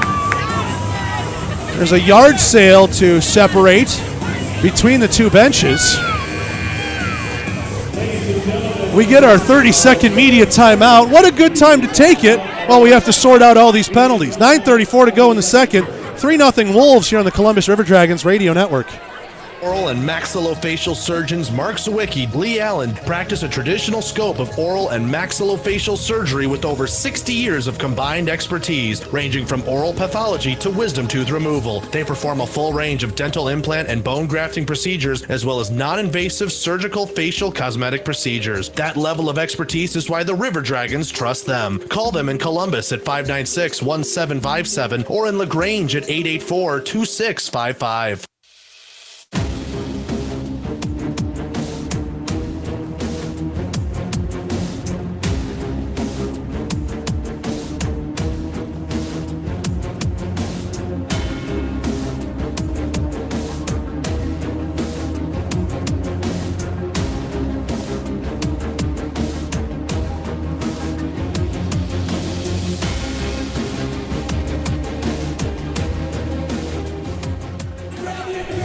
We are back here at the Watertown Municipal Ice Arena. We just had a second Thanksgiving in the referee's crease with 3 Wolves, 2 Dragons, and 2 officials, all talking about everything that they've seen. Right now, there's 2 River Dragons in the box, Justin Schmidt, Edgar's Ozelinch, and Colin Chamelka and Justin Coachman are in the box right now for Watertown.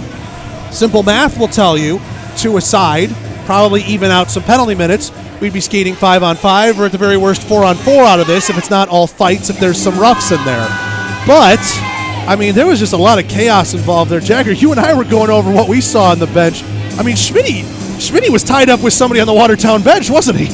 Holy smokes, I'm just trying to process what happened there. I saw Ozo and Schmitty both drop the gloves with the same guy, and then Ozo took them, and then I think I saw 19 Divine on the bench grab Schmitty's helmet, and then Schmitty went into the bench, and it's going to be interesting to see what happens here. They've put up 2 minutes on the board against Justin Schmidt and 2 minutes on the board against Justin Coachman. Those two already had a scrap earlier in today's game. And it looks like everything will even out. So if I had to guess without getting the penalty summary yet loaded up, 5 minutes each for fighting between Ozelinch and Chemelka, and those 2-minute roughs, or whatever you'd like to call it, between Schmidt and Coachman set us at 4-on-4 for 2 minutes. 9:34 left to go here in the second. Wolves lead at 3-0. Petrantonio has it tied up in the feet. Frazier has it, far side wall. He rims this one around to Schultz. Schultz had it taken off of his stick, trying to play this one back to the center point. King has it just along the blue, but his pass was taken offline, and Ryan Devine has it back in his own end. Lane King being bothered by Doe. He just able to get it back from Devine as Doe is in hard on the forecheck. Look at him bothering both Watertown defensemen right now. Now he moves this one up ahead to Lodge. Lodge trying to stare down Schultz. Now he moves it to the center point, dropping it left wing side, and Schultz get to it first before King. Played around the wall. McDonald shielding off from Doe, but he has to take it back out towards center ice. 40 seconds already gone here in the 4-on-4. Lodge skates this one in through the middle, and that one knocked off his stick by Schultz. Good attempt there on the deke. Petrantonio pushes this one ahead. Schultz couldn't handle it. Devine knocks it back to the near side boards, gets it for himself. Frazier's up on the play here, trying to interrupt him. Oh, nice spin move right there by Devine to get around Doe. Here's McDonald over the line, 4-on-3, dropping it back. King a high slot shot, pad save, rebound loose, and Rutledge diving across, able to get it back. Whew, heck of an effort right there by the Columbus netminders. Still in the zone here for Watertown, though. McDonald with it at the right point. Took a check there from Schultz. Puck was free in the left wing circle on a pass. Frazier trying to feed it ahead to Petrantonio, and McDonald, good hand-eye to take it away on an effort. Here's McDonald in over the line, off sides as he bobbled the puck, and coming in just a little early is Lodge. 8:08 left to go in the second. 35 seconds remaining in the 4-on-4. Still 3-0 Watertown. You definitely got to be careful for McDonald and Lodge out there, man. You can tell they've been playing together for a little bit and quite experienced. A lot of open ice out there with 4-on-4, and managing that puck is super important. Well, that's one thing this Watertown team does not lack is experience, especially at those higher ends and those top line positions. Bersani tied up with DiCostanzo. The wings will help out. MJ Graham will win this one for Columbus. This one flips skyward. LaBelle has it. No hand pass as it was in his own zone. DiCostanzo takes it away and feeds Jamayev. Jamayev with it right wing circle being watched by Doyle. Jamayev on the backhand. Couldn't wrap it around. Didn't have an angle for it. Jamayev now with it left wing side. He's done a full lap of the offensive zone as he returns back to the right wing. Hunter Bersani chasing after him. Now he drops it back on a cycle. DiCostanzo has it along the half wall. Doyle watching after him. DiCostanzo spins around from one, and a penalty coming up to Doyle as he got caught with one too many chops there on the pants. Rutledge makes a save. We get the call. 4 seconds left to go here in the 4-on-4, and Noah Doyle, one too many chops at the tree right there, goes for slashing. Yeah, those refs are keeping a close eye on the sticks. I think that's a third or fourth slash, and just those little hooks and pulls, and sometimes you get away with them, but I mean, tonight these refs are on it for sure. So it's 4-on-3 right now for 4 seconds. That's when Schmidt and Coachman come out of the box. And then Noah Doyle's 2 minutes starts up right on the drop. So it is a Georgia Houston Clinic penalty kill. 0 for 1 so far in today's game are the Dragons. Oh, Schmidt comes out right of the box in time to try and get at this one. Devine was watching after him, though. Here's Schmidt, left wing circle. He fires a shot. Petrantonio couldn't get a tip on that as that went past him. Lodge with it, near circle in his own end. Watertown power play can set up. Lodge has this right wing side. DiCostanzo, he runs into the back of his own man. It's on sides, but Columbus has the puck, and a cross ice dump will send it 200 feet. Minute and a half left to go here in the Doyle Minor. Only other power play the Wolves have had so far tonight they have scored on. That was back in the first period. DiCostanzo with the right wing side. 3-on-3 as he hits the line. DiCostanzo to the middle. That one sticked away by Rutledge. Nobody home in a Watertown jersey. And this one sent down the length of the ice by Finch, who takes a check for his efforts after that. Colgan leaves this one. Devine plays it up here for McDonald. He's got some speed ahead left wing side. He crosses past with Jamayev. Now McDonald stops it up at the right point. Over to Devine left point. Back for McDonald. Top of the right wing circle. Back for Devine left point. Another set of catch, this time in the corner. Jamayev works it here for McDonald. Wins around one, gets around two, drives the net. Backdoor play. Save made Rutledge. Rebound loose behind him. Pops up in the air. Goes back behind the net. Now here's McDonald with it at the right wing circle. Plays that one across. Off the wall to be found there by Jamayev. Moves this one to the left point for Devine. Devine fires a shot. No, it's backdoor pass to McDonald. Goes around. He scores. Uh-oh, here we go. We got some trouble. Another one. Devine looks to be scrapping with somebody. Can't see the Columbus number from here. It looks like Schmidt. It is Schmidt. They're just hugging it out right now. Schmidt's looking into going for some rights. Now Devine gets the lefts free. He fires in a couple. Schmidt goes in with jabs on the right. Now they're hugging it out. Ballroom dancing a bit. They tie up again on the left side. Schmidt gets a right in on the ear. And now one more, two more from each guy as they separate one more time. Schmidt goes in for a couple, and Devine wrestles him down. And this crowd's gone from electric to atomic.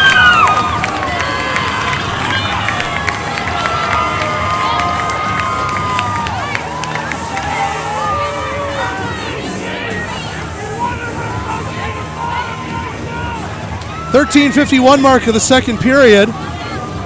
McDonald gets the goal. Slap pass from Ryan Devine. Heck of a play.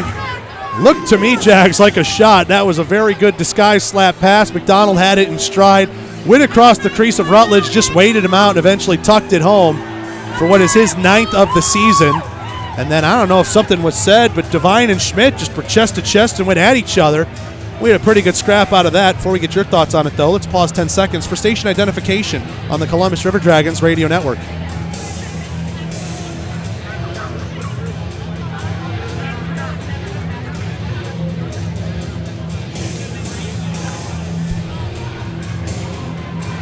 It is now 4-0 Watertown, 6:09 to go in the second, and Jags, this is starting to get a little bit into silly season right now. Yeah, kind of falling off the rails here. I mean, you give 23 that much time and space in the slot, I think most likely he's going to make us pay, but I'm not sure if Smitty finished his check, and then I don't know who it was, Lodge or somebody gave him a little poke, and I mean, Smitty's, he's not going to put up with many of that, so I think he kind of got a little frustrated, and then Devine maybe carried on from that last little scrum when he was on the bench. One thing that's interesting off of this is because of the way they scored the first fight, if you will, before all of this, when Ozelich and Chemelka dropped them, and Schmidt was going at, I guess, Coachman, because remember, they both got 2-minute roughings. They did not get a 5-minute. And then Schmidt is likely to pick up a 5-minute major here for fighting, going against Devine. Had they scored that differently, that could have been a third fight for Schmidt, which actually would have ejected him from the game. 3 majors is equivalent to a game misconduct and would have gotten you out. So, not that it's worth anything, but Justin Schmidt, he's only got 1 fight left in this game before by rule he's got to be out of here. That's right. Smitty is just an ultimate teammate. He's there to protect and stand up, and I mean, it's a great guy to have in your corner. 6:09 left to go here in the second. We're doing some flybys in the penalty boxes. It is Schmidt and Devine in there. We're 5-on-5. We'll get the goal call here in a second. McDonald and Petrantonio each wave their sticks. Nothing doing. And now the puck is dropped. Columbus wins it. Look out, though. Frazier got his pocket picked by Jemayev. Watertown is just hungry and on the puck right now, and this crowd is behind him. Frazier has this back in his own end. And this one will be sent over now for Schultz. Up ahead to Petrantonio. He's got the wheels turning, but has it locked off of his stick. Frazier with it at the red line, plays that one off the glass into the body of King. King stretch pass behind Jemayev. He got a touch, no icing, and now collects it left wing circle, fires one, and an easy pad save made there by Rutledge. Now look out, a chance for Lodge, trying to drive towards the middle. Frazier knocked it away from him. Right wing side, Finch moves this one to Frazier, flips this one up, and it hits the steel beam high above the Watertown Ice Arena, and we'll go for a whistle. 5:31 left to go here in the second. For those of you playing along with us at home, 4-0. Watertown currently leads it. That fourth goal at the 13:51 mark of the period. Justin McDonald, he picks up his 9th goal of the year. Ryan Devine and Jimmy Lodge each pick up assists on that power play tally. MJ Graham backhand, and he hits the outside of the net. That one had a good chance short side, found the wrong side of the iron though. Jay Krupp with it, lost it as a hit off his skates, and McKechnie takes it away for Watertown. McKechnie skates this one in, moves it over to the slot, and MJ Graham will pick it up here. A backhand feed off the wall, Krupp has it, and backhand slaps it into the zone.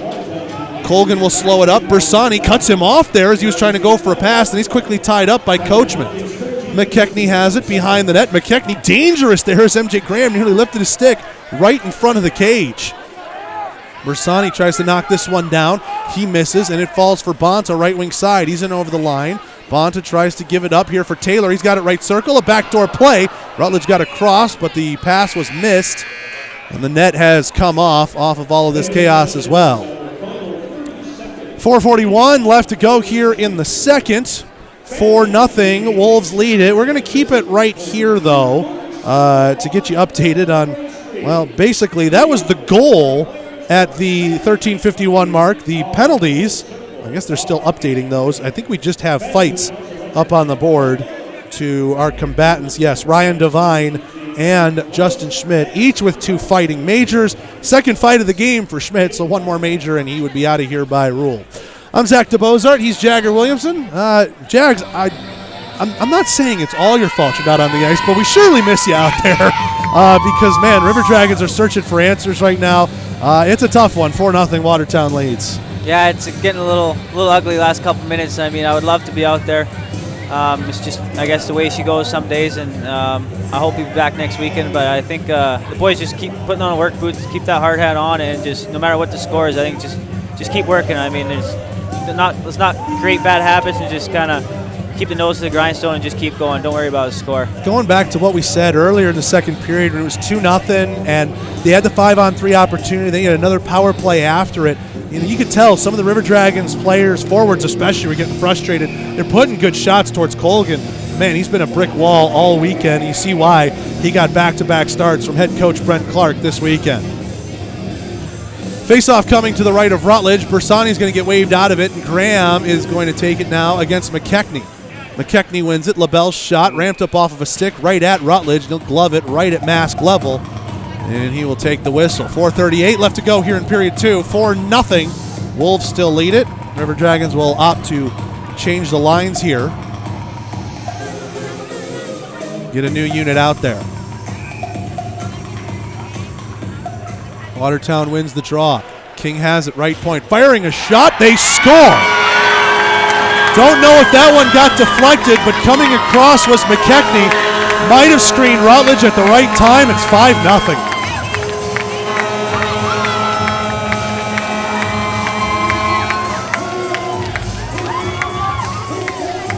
Well, when it rains, it pours, or maybe in this case snows up here in Watertown. It's about that time of the year, but Watertown is just piling it on right now on the Dragons. 5-0, and I'd be interested to see who that goal is going to get credit to. King had the shot. McKechnie came across, gave it a wave, and whether he got a stick on it or screened Rutledge at just the right time, not sure, but it's a huge Watertown lead. Now look out, turnover in the slot. Doe had a chance high slot, and his stick was quickly clashed there by LaBelle. Here comes Laporte, a backhand into the zone. This one sticked away by Rutledge into the far corner. Frazier bodies up a man. Laporte fires a shot. That one high over the bar and hits the glass. King rims this one around. McKechnie to the middle, and Armstrong sends this one out. Icing not on, as it will not have the legs. Touched at the top of the circles by King. He plays it to an open wing, and look out, here's Ponta. This is 3-0. What in the world? They score again.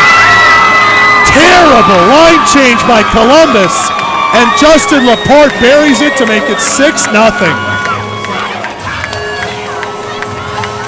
Man, I feel for Rutz. That's just a tough line change, and 2-0 I think is just completely unacceptable. And Rutledge is off the ice heading back towards his own room. Bailey McBurney is going to come in and endure the rest of this is unfortunately the best word to describe it.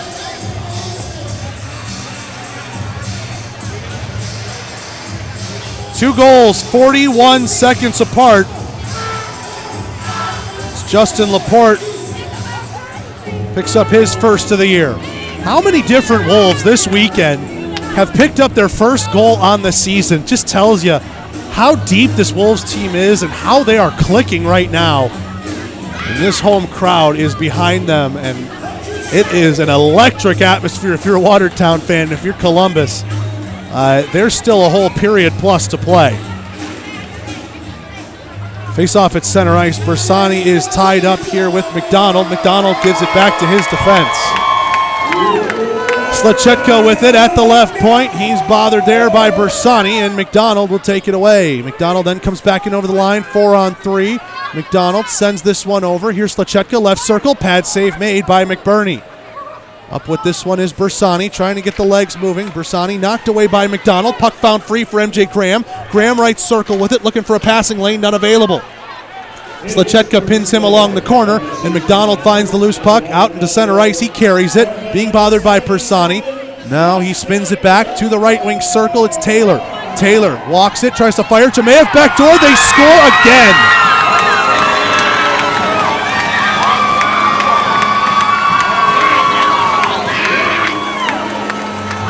It's tough to see from that angle. Just went across the crease. Might have just gone in off a body and in. Nothing is going Columbus's way here tonight.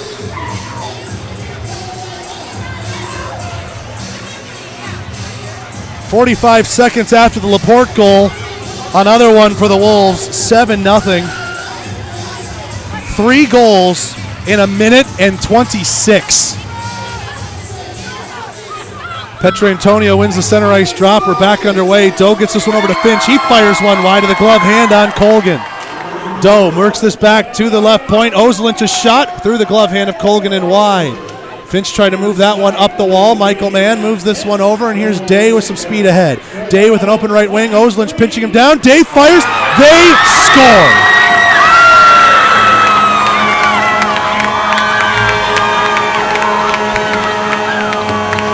There's a snowman up on the board. 8-0 Watertown.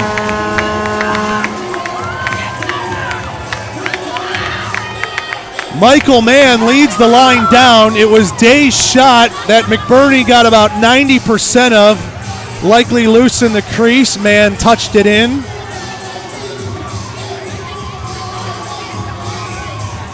I don't think I have ever seen a goal-scoring spree like we are currently seeing here in Watertown.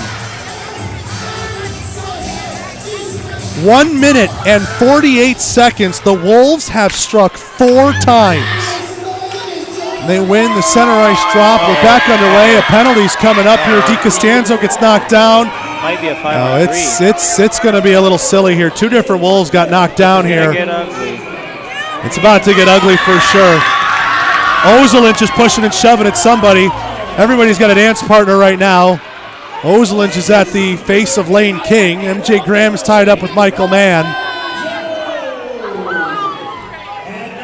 And the linesmen are quick to intervene. 5-on-3. Bersani's in the box. Ozelin is in the box. Not sure what much more can be going against Columbus here. I think you're right, Jags. I think this has ended up being a 5-on-3. Interference and a hook. And by the order they were put in, it'd be Bersani for interference, Ozelinch for a hook. Doesn't really matter. No, I don't think it does, but it's going to be 5-on-3. There's 2:32 left to go in the second. A whole 2-minute 5-on-3 here for the Wolves. And it's 8-0. Holy cow. Petrantonio ties up with DiCostanzo. We're underway here for the Houston Clinic penalty kill. Houston Clinic helping the River Dragons get back to full strength. They're 0 for 2 today and have 2 penalties in a row to kill. 5-on-3 for a full 2 minutes. Jemayev has this. He'll drop it back for King in his own end. King hits the line, a perfect 5-on-3 as he moves it left wing to McDonald. Pass to the middle, DiCostanzo trying to drive the net, and he's headed off at the pass. Frazier works it into the corner, held in by King, left point to Jemayev, right circle. Now down back for the bottom there for Lodge. Now back for King to the left point. He fires one, deflect. That one might have gone off the bar and eventually goes high over and behind the net. Frazier, backhand, off the glass. Couldn't be gloved down by McDonald. Petrantonio finds it one-on-one against King. Petrantonio fires, and King got his skate in the lane. Petrantonio will dump that one in, head off for a change. A new 3 out there on the ice for the River Dragons. 1:05 left to go in the 5-on-3. Here's some open space, right wing side for Lodge. He drops it back. Coming across now is McDonald. McDonald gets tied up here with Anderson, spinning away from him in the half wall. McDonald along the goal line, playing this one to the slot. Anderson lifted a stick, side of the net. Net is off behind McBurney. 1:21 left to go here in the Wild Animal Safari second period. 49 seconds remain in the matching minors to both Bersani and Ozelinch. The 5-on-3 Houston Clinic penalty kill right now for the Dragons. Again, 0 for 2 so far in this one. Would like to be 2 for 4. Not that it means much. With the Wolves leading 8-0. Right wing circle, McDonald with it, trying to put it to the middle. Anderson got a good stick there. Sends this one down the length of the ice. Colgan slows it up right at the goal line. He'll give it up for Jemayev. 30 seconds left in the 5-on-3 and a minute left to go in the Wild Animals Safari second period. Jemayev over the red line. Right wing circle. He drops forward back to King. Big hit lined up as Schultz put Jemayev right on the train tracks and finished him off. Right wing circle. Here's McDonald with it. McDonald gets this one to King. Left circle. He scores.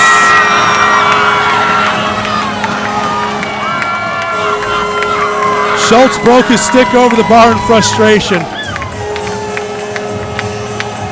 9-0. Watertown Wolves, another power play goal.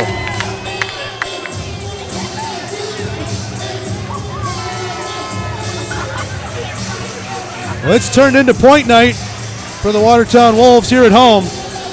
Power play goal, 19-19 mark, just adds into the frenzy. 5 goals in a span of 3 minutes and 52 seconds.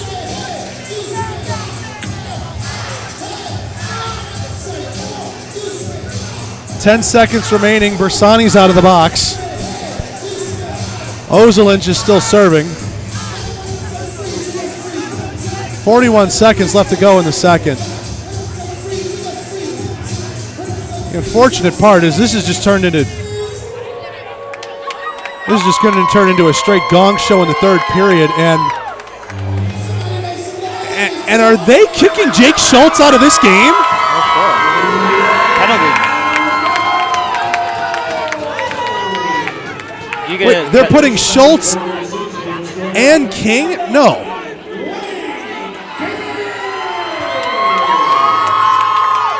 They're going to put Schultz in the penalty box. A 2-minute unsportsmanlike conduct. What? If that's for breaking your stick, I'm going to strongly disagree. If it's for words said, I could understand it. Petrantonio dumps this one into the zone. 2 seconds and 1. Ozelinch is out of the box. 1 penalty killed. 1 for 4 on the Houston Clinic penalty kill tonight. Petrantonio slaps this one down with 25 seconds left to go here. Lane King has this at the red line. Right wing side, he'll push it into the zone. Now trying to play this one to the slot. Passes behind Michael Mann. Left wing, it'll rim itself around. Petrantonio at the half wall. Backhand trying to get it out. Falls back for Grade. He'll cross ice dump this one with 5 ticks left. Colgan slows it up. And that'll do it for what might be the ugliest period of hockey in River Dragons history. 7 goals scored by the Wolves. It's 9-0. And, of course, in this period, the teams have to cross to get back to their benches and to their tunnels. So there's some words said. Ozelinch was barking at somebody. Couldn't see the number on the Watertown side. Schultz is discussing his penalty with the referee. And it's got to be for something said or something done to the Watertown bench, because on sportsmanlike conduct, plenty of guys break their sticks over bars. That might be a penalty in a USA Hockey standard, but this is not a USA Hockey game. This is a pro game. So I'm not sure what the deal was with that. And Jerome Bichard would also like an explanation, though it's more of a one-way street with him talking and then saying his piece right now to the officials. 9-0. Watertown leads it. And as we get ready for the McDonald's second intermission report, it's going to be an ugly intermission report to recap after this on the Columbus River Dragons Radio Network. If you're looking for quality dental work, look no further than Largeman Dental in Columbus, the River Dragons' trusted oral care provider. Largeman Dental provides cleaning services, restorative work, cosmetics, prosthetics, and Invisalign braces too. Dr. Largeman has over 19 years of clinical experiences in all phases of dentistry and holds memberships in 4 different esteemed dental societies. Set your next appointment by calling 706-322-6581 or visit them online at largemandental.com. We know that juicy, cheesy, grilled to perfection burger sounds amazing, but it does sound like something is missing. Pepsi, baby! The yin to this burger's yang. Burgers and Pepsi go together like Well, like burgers and Pepsi. This perfect blending of flavors makes every bite of lettuce, every sesame seed on the bun, and every sip of that crisp, refreshing, ice-cold cola a journey to Foodtopia. Burgers, better with Pepsi. That's what I like. Is that the sound of an ooey gooey cheesy crunchy slice of P-I-Z-Z-A? Obviously, but as good as that sounds, we think it can get even better. Oh yeah, that's the sound of a freshly opened fizz-filled Pepsi. The only thing that can take this flavor medley of crunchy dough, mouth-watering cheese, and savory sauce to the next level. How about another bite? Pepsi and pizza sound like a match made in heaven and taste even better. Pizza, better with Pepsi. That's what I like.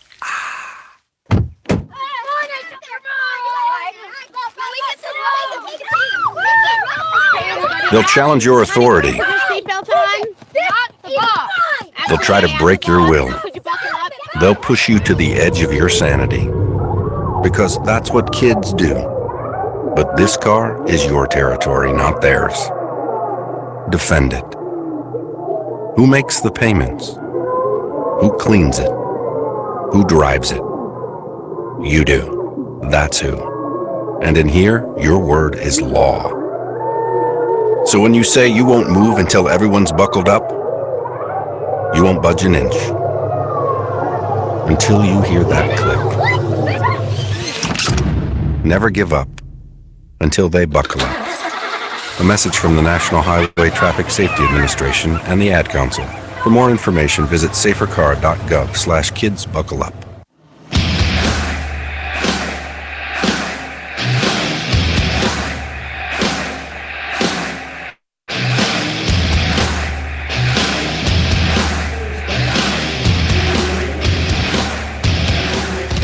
We are back here at the Watertown Municipal Ice Arena, and the River Dragons, wow, that's not a good period. That's the biggest of understatements I think I've probably said in a while. 9-0.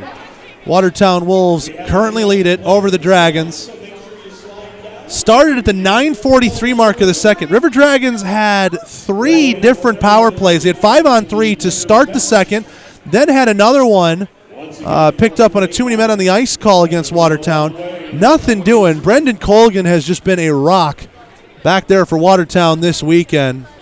And you could tell the frustration was coming on the Columbus forwards especially, and then all of a sudden the dam just broke in terms of the defensive side of things. 9:43 mark, Alexander Jamayev puts one in with assists from McDonald and from Lodge. Get used to hearing those names a lot, because after that was just the chink in the armor, if you will. Everything broke apart at the 13:51 mark. A power play goal scored by McDonald, slap pass from Devine, and Lodge ended up getting another assist. That was a power play goal that was 3 for 3 at the time on the power play for the Wolves, and it's just gone ugly these last 3 games on the penalty kill if you are Columbus. Then, we don't think they've officially tallied assists yet. They just have the goal scorers. They're probably still working feverishly in the Watertown box to figure out assists for all of these afterwards. Lane King scores 15:27 mark. Justin Laporte, 16:08.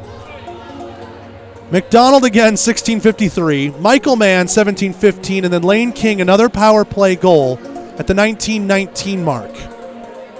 By my book, the Dragons are 1 for 5 on the Houston Clinic penalty kill, 0 for 4 on the Georgia Power power play. 7 goals net period for Watertown. 9-0, they lead it. If you start from the 13:51 McDonald goal and go to Lane King's the 19:19 mark, in 5 minutes and 28 seconds, 6 goals got scored on Columbus. Wow. Goals 5 through 8 are currently unassisted, but again, we think they are currently working through assists right now in the scorer's table and in the press box at the middle of the arena here at the Watertown Municipal Arena. There's not much more to say after that, folks. It's ugly, and we still have a whole period of hockey to play. Just get ready for some shenanigans is basically the only thing I have to say about it. Let's take a break. When we come back, more of the McDonald's second intermission report. A look around the league. See what else is going on in the Fed right now here on the Columbus River Dragons Radio Network. Country Inn and Suites by Radisson, you'll enjoy comfortable accommodations close to Columbus State University, Fort Benning, and of course, the River Dragons games. Conveniently located at 1720 Fountain Court in Columbus, you'll be minutes away from all your favorite Columbus destinations. Free high-speed Wi-Fi and hot breakfast always available too. So whether you're staying for business or for pleasure, make your next stay in Columbus a comfortable one at the official hotel partner of the River Dragons, Country Inn and Suites by Radisson. Let Shredaway, a division of the Overbee Company, take care of all your document shredding needs. We can design a custom shredding program for your business today. No need to purchase equipment, no maintenance expenses, no need to prepare records for destruction, increase employee productivity, increase security, no worry. Was it really destroyed? Right now, all new customers can receive 10% off. Shredaway, a division of the Overbee Company, locally owned and operated in downtown Columbus. That's Shredaway, 706-577-9668. Think fast. In the short time it takes to listen to this message, a small flame can turn into a big fire. Several minutes more, and thick, poisonous smoke may have filled your lungs and reduced your ability to respond. Give it 5, and your entire home may be filled with flames. Keep breathing, we've got you. Don't let your world go up in smoke. Have working smoke alarms and practice an escape plan for you and your loved ones. Learn more at usfa.fema.gov, because fire is everyone's fight.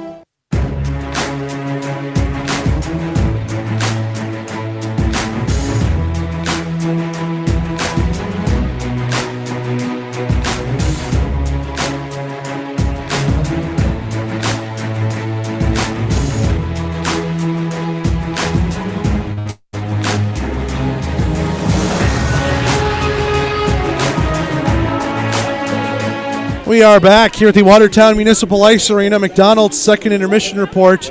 Do we have to talk about the game we're at? Well, I guess we do. Watertown 9, Columbus nothing. 7 goals in that second period from the Watertown Wolves. Let's look elsewhere in the FPHL, brought to you by Zelmo Zippin, fueling life's passions. We took overtime in Winston-Salem, and Danbury picks up the win. Hat-tricks get a goal, 1:26 mark of OT from Dmitry Kuznetsov, his second of the game, gives Danbury 2 out of the 3 points at Winston-Salem. Hat-tricks in their little 2-game weekend in Carolina take those 2 points, and they will finish up at Delaware Sunday, 3 o'clock.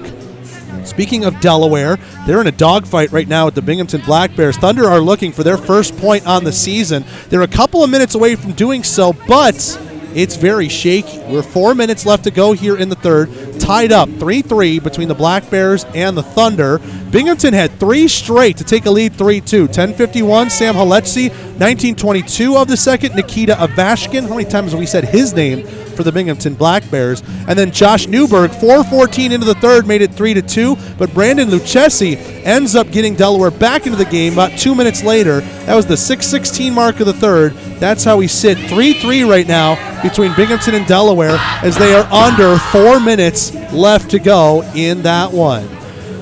Here in Watertown, 9-0, the Wolves lead it over the River Dragons. That's your look around the FPHL, brought to you by Zelmo Zippin, fueling life's passions. Taking a look at the Southern Hockey scoreboard, the Macon Mayhem come out with a huge comeback win, defeat the Evansville Thunderbolts 3-2. Evansville was up 1-0 and then 2-1 throughout the second period on goals from Zane Jones and Austin Plevy. But in the third, Curtis Hansen and Kyle Soper, listen to these timestamps, 18:17 in the third and 19:18 in the third. 2 goals a minute and 1 second apart have Macon down 2-1 to leading and eventually winning by a score of 3-2. Heck of an effort right there by the Mayhem. And then over in Quad City, 2-0. The Storm lead the Vermilion County Bobcats with 7 minutes left to go in the second period of play. We already mentioned that Connor Fries has a goal, has an assist for the Quad City Storm. Another former River Dragon getting involved, Rich Letty, involved on an assist for the Storm. That's your Southern Professional Hockey League. Only 2 games in the SPHL on a Saturday night. Find that quite strange. So we take a look at the ECHL for a little bit more content here in the segment. And we've got a couple of games with Southern teams in action. The Orlando Solar Bears and Norfolk Admirals are tied 3-3. They're getting down to the nitty-gritty. Middle stages of the third period, could be seeing overtime there from Central Florida. Florida 2, Jacksonville 1. That's Everblades over Iceman, also in the third period of play. And just starting the third period, Atlanta still holding on to their 1-0 lead over the South Carolina Stingrays. Crowd singing along to Sweet Carolina here in Watertown, and I don't blame, because it is coming up everything their way right now. 9-0. Wolves lead it over the River Dragons. That was your look at the Southern Hockey scoreboard. Let's go ahead and take another break. When we come back, a look ahead to, I'm sure, what will be a very silly, very goofy third period of play here on the Columbus River Dragons Radio Network. For our hand-cut steaks, fall-off-the-bone ribs, made from scratch sides, ice-cold beer, and our irresistible fresh-baked bread. We take great care in everything we prepare, served with big smiles at a great value. Visit us at 2970 North Lake Parkway in Columbus, or call ahead seating at 706-323-6616. Curbside takeout available too. We're proud to be your hometown favorite and are always focused on providing legendary food and legendary service. Texas Roadhouse. The Chattahoochee favorite place for spirits in the valley is John Emerald Distilling Company in Opelika. Conveniently located in beautiful downtown Opelika, they're open Monday through Saturday for tours, tasting, and bottle sales. Not in Opelika? No problem. From Birmingham to Columbus, there's plenty of places where John Emerald originals are sold. Check out some of their favorite recipes at johnemeralddistilling.com and give them a follow on social media at JED Spirits on Twitter and Instagram. Progress. It's the belief that your life should be easier, that life should be fun, and that the best is yet to come. With us, you have a provider who pours everything into bringing progress home. And it's not just some big name in a faraway glass tower. That provider is here. That provider is Beam. With local service and faster internet, the only place you're going is forward. And we're taking you there. Progress. Your Beam. Your way.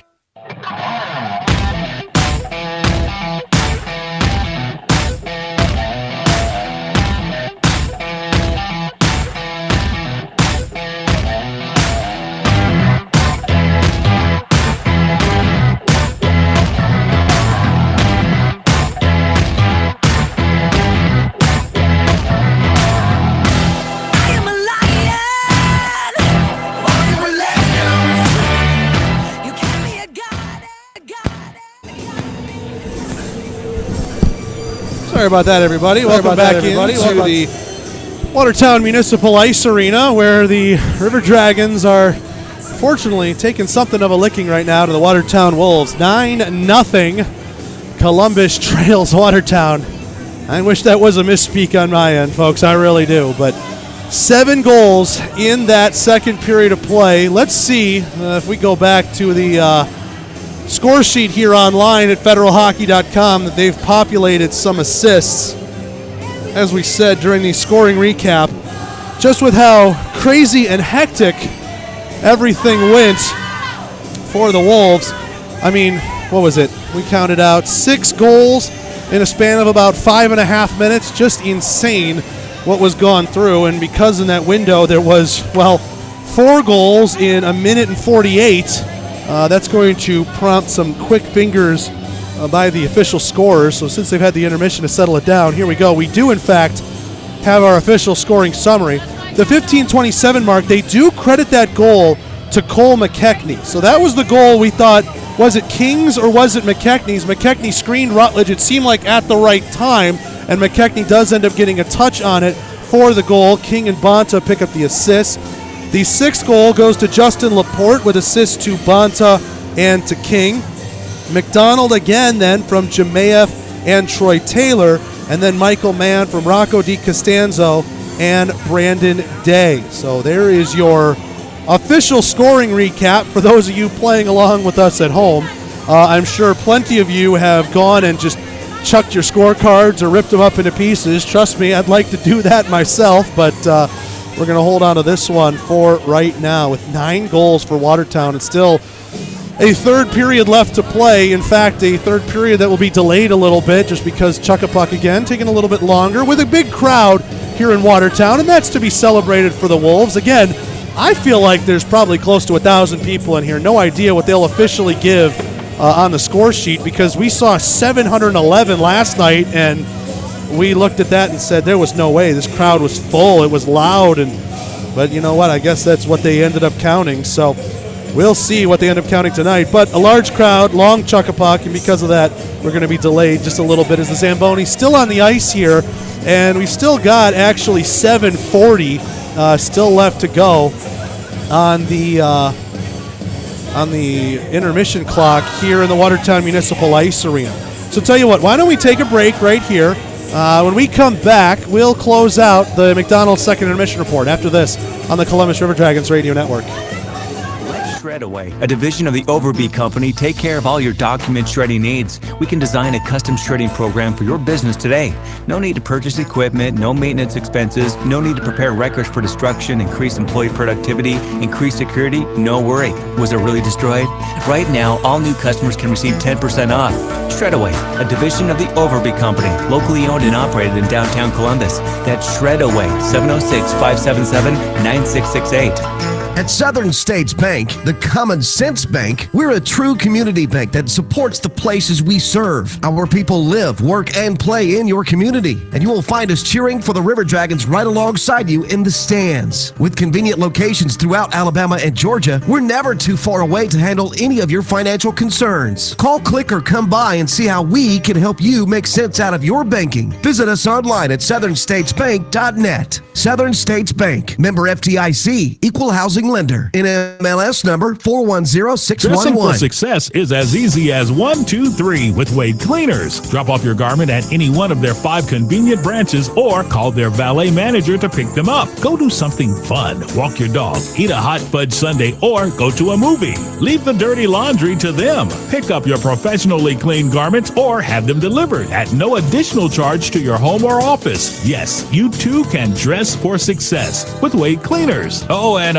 don't forget the little people as you move up in the world. If you're looking for quality dental work, look no further than Largeman Dental in Columbus, the River Dragons' trusted oral care provider. Largeman Dental provides cleaning services, restorative work, cosmetics, prosthetics, and Invisalign braces too. Dr. Largeman has over 19 years of clinical experiences in all phases of dentistry and holds memberships in 4 different esteemed dental societies. Set your next appointment by calling 706-322-6581 or visit them online at largemandental.com. The King Claw is one of the most popular destinations for seafood enthusiasts. King Claw is inspired by the Viet Cajun elegance of boil and bag seafood that holds all the juicy flavor of the ocean. Then we add our very own unique mixture of the best spices that take the taste to another level. We can confirm that you won't find our flavor anywhere else. We collect the freshest seafood, prepare them as you order, and we encourage you to grab your hand in the bag to enjoy the heavenly taste of our signature seafood combinations. We believe that having quality and fresh foods with friends and family is the best feeling in the world. Come, open up a bag and enjoy the best seafood in town where the ultimate juiciness waits for you.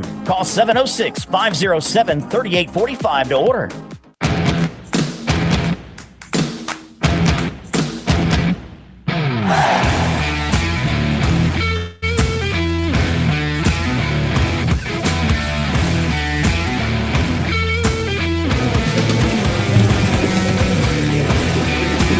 We are back here at the Watertown Municipal Ice Arena, 9-0. Watertown Wolves lead the Columbus River Dragons.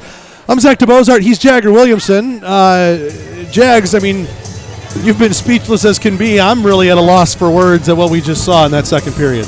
Yeah, that was not pretty. I mean, the wheels completely fell off, and I don't even know what really happened. But I mean, we got 20 more minutes. I think we just got to protect each other, stay as a team. I know, try and keep it positive, and I mean, just get through this 20 minutes and obviously learn from our mistakes. And going to be watching a lot of video and then just go from there. It's a painful period to be sure, and you know what? I mean, it's a case where you talk about, hey, you got to win the period, but at the same time, too, I mean, you got to just get out of here as healthy and as intact as you can. Because listen, at 9-0, it's going to get stupid. It's going to get goofy. It's going to turn into a gong show. And, you know, it's not to say that the River Dragons aren't equipped for something like that. But, you don't need to have any more damage done, I think, than has already been done, at least in my opinion. Absolutely. I couldn't agree. We're already pretty short-staffed as it is, and, just head on a swivel and obviously just get through these 20 minutes, and hopefully nothing too crazy happens, and we get on the bus and get home and just learn from this. Obviously, big learning step for our group. All right, so looks like the Zambonis off the ice. We see Jerome Bichard and Kino Mora up on the River Dragons bench. The River Dragons will be out from their tunnel in just a moment. We'll take a quick 60-second break just to fill out the time here. And when we come back, we'll be ready to go for the Houston Clinic third period after this on the Columbus River Dragons Radio Network. In 1999, Watley Convenience Stores opened its first Zelmo Zip-In. Our first store was in Leesburg, Georgia, and followed quickly by our second store in the Columbus, Phoenix City area in 2000. Since then, the brand has grown to include 11 stores in the Chattahoochee Valley and Southwest Georgia. Zelmo's is an anchor in the communities it operates in. Our managers, employees, and vendors are all an integral part of the neighborhoods and communities we serve. We are proud to call these areas home and plan to continue growing with and serving the communities of West Georgia and East Alabama. Zelmo's, fueling life's passions.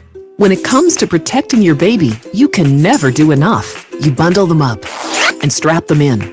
That's why most parents choose immunization. Nothing protects babies better from 14 serious childhood diseases. So keep up with and get the recommended immunizations for your baby by age 2. For more reasons to vaccinate, go to cdc.gov/vaccines or call 800-CDC-INFO. A message from the Centers for Disease Control and Prevention.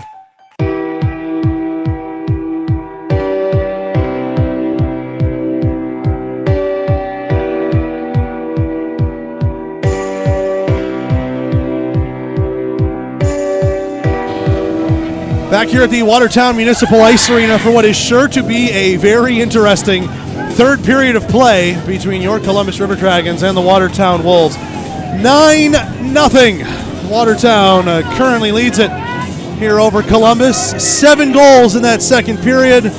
A lot of them coming back to back to back. The final 6 happened in a span of about 5.5 minutes. I'm Zach DeBozart. He's Jagger Williamson. Jagger, I like having you up here, but you might be a bad luck charm or something. It's not good. I was going to say, I don't know if it's my fault, but this might be the last time I'm up here. I don't know. We'll see, obviously. But we obviously want you on the ice more than we do having you up here. River Dragons' next games to look forward to, or hopefully we'll be seeing Jagger and company out on the ice, will be first taking place in Biloxi, Mississippi, the first of 3 neutral site games in the month of December.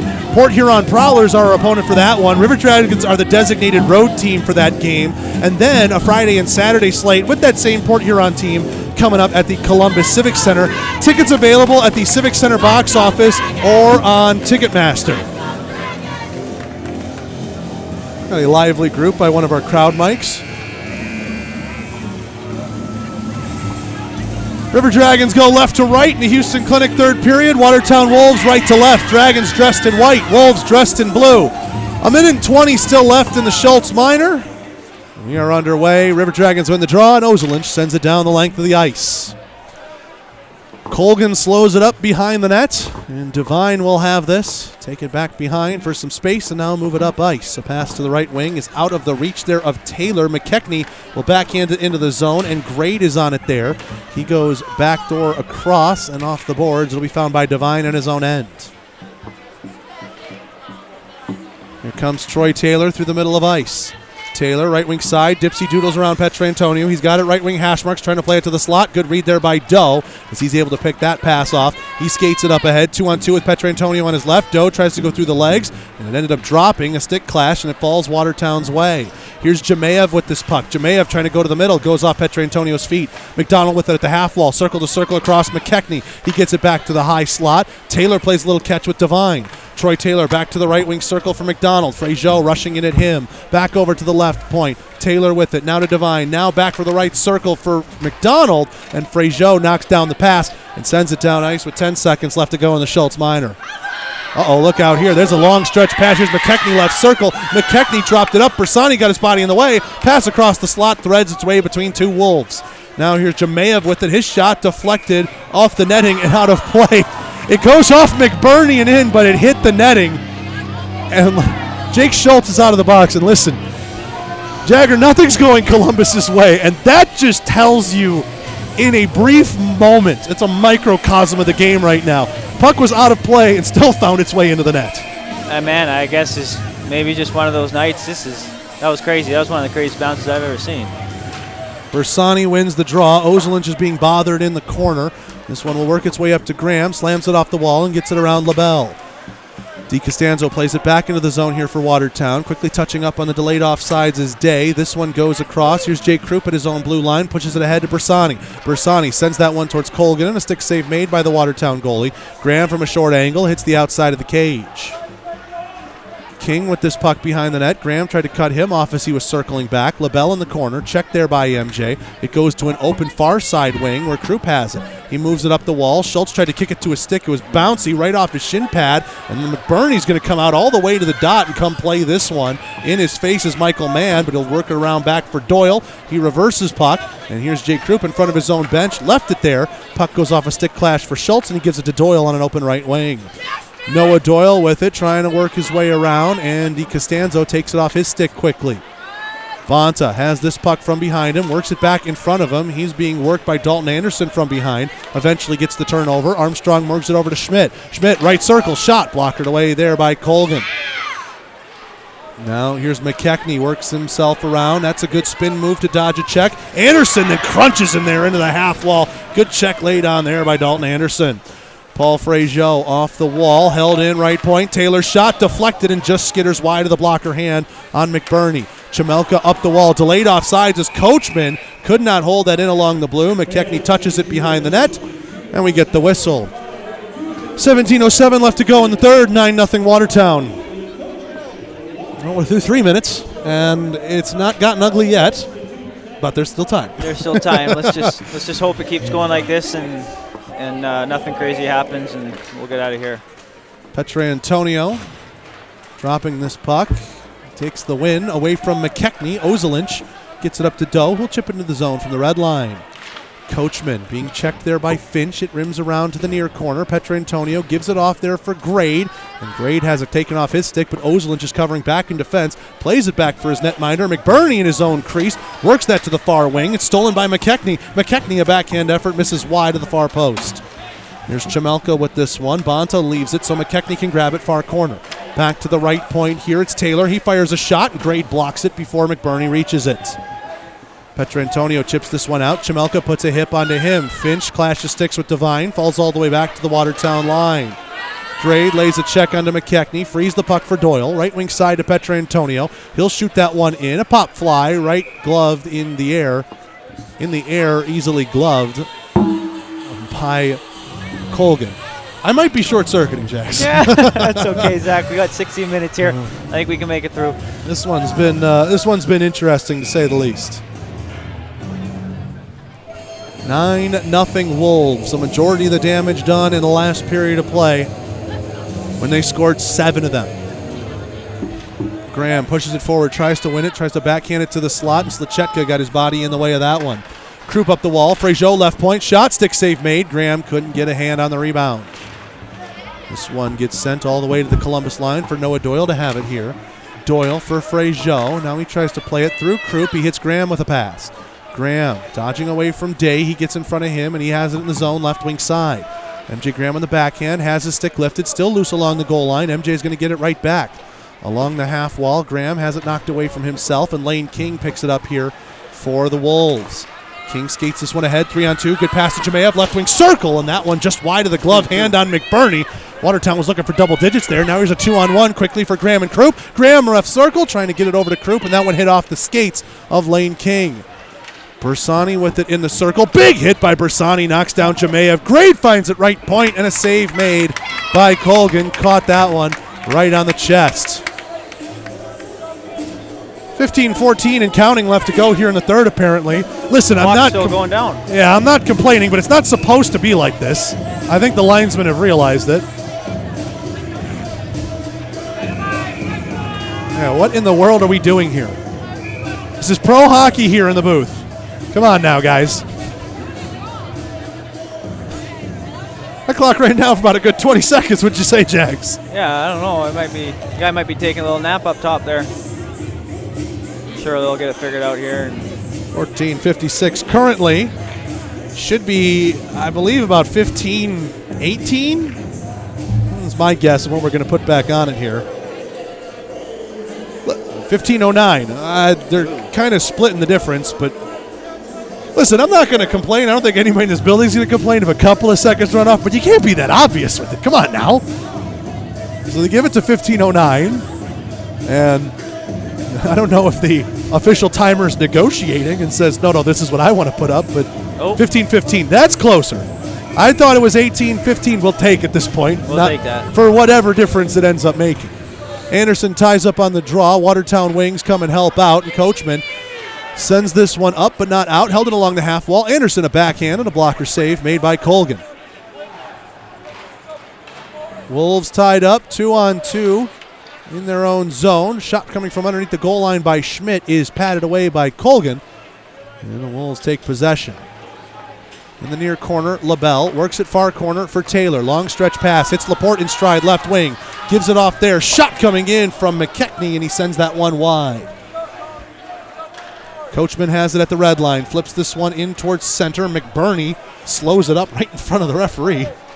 And Frazier gives it over to Petrantonio. Cross ice. Hits a skate. Look out. Here are the Wolves in the zone. Man right circle. Chipping that one to the middle. Oh, and there's a big hit as Day ran into McBurney, and McBurney wants a piece of him. And we're going for a chip.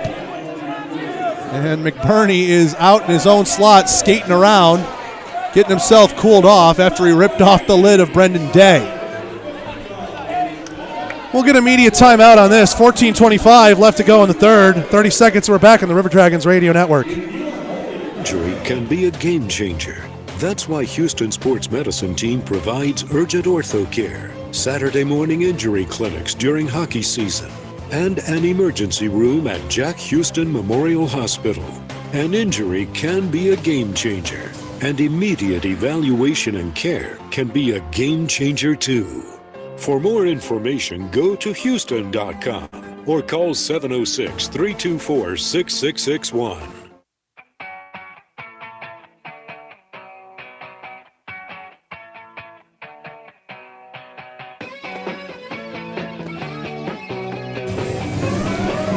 Back here at the Watertown Municipal Ice Arena, and the temperature of this game, we'll call it at a gentle boil right now. 9-0. Wolves lead it. We just had our first act of aggression here in this third period that is essentially for formalities and sponsorship and TV and radio contract reasons right now. Wolves lead it by 9. McBurney and Brendan Day were tied up, and everybody went off to their benches, cooled off, and there'll be an offensive zone draw coming up here for the Wolves, coming up to the right of McBurney. Both teams are putting out 5, so we'll skate at 5 aside. Petrantonio directing traffic here for Columbus. McKechnie to take the draw opposite him. McKechnie wins it clean to Bonta. D to D now. Coachman has it. He fires a shot. That one blocked in front. Frazier gets tied up there with McKechnie. Petrantonio cleared the slot only for a moment. Bonta with a drive, and Petrantonio blocked it along the goal line. The captain runs into McKechnie here. 2-on-2 battle. Push comes to shove, and that puck gets out all the way into the neutral zone. Doe will chip it in from the red line. He's racing after Colgan. Colgan reversed it around. Doe almost read it and took it away. Now Doe in a wraparound attempt ends up hitting the side of the net. Doe checked there by Coachman in the corner. 13:54 left to go here in the third.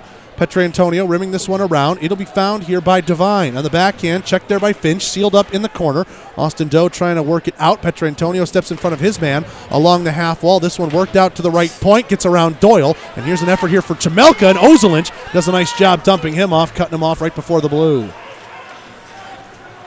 Here's Doyle with this puck. Doyle, blue line to blue line. Krupp will tip that one in. A bouncer in on Colgan, and he will glove that and push it aside so Watertown can continue play.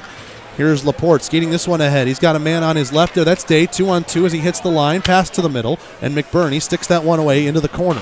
Slachetka taking some abuse. It's 2-on-1 in favor of the River Dragons. Near side, right in front of us. Bersani rims this around. Held in by Laporte. Right circle. Fires Slachetka a tip, and that one went wide.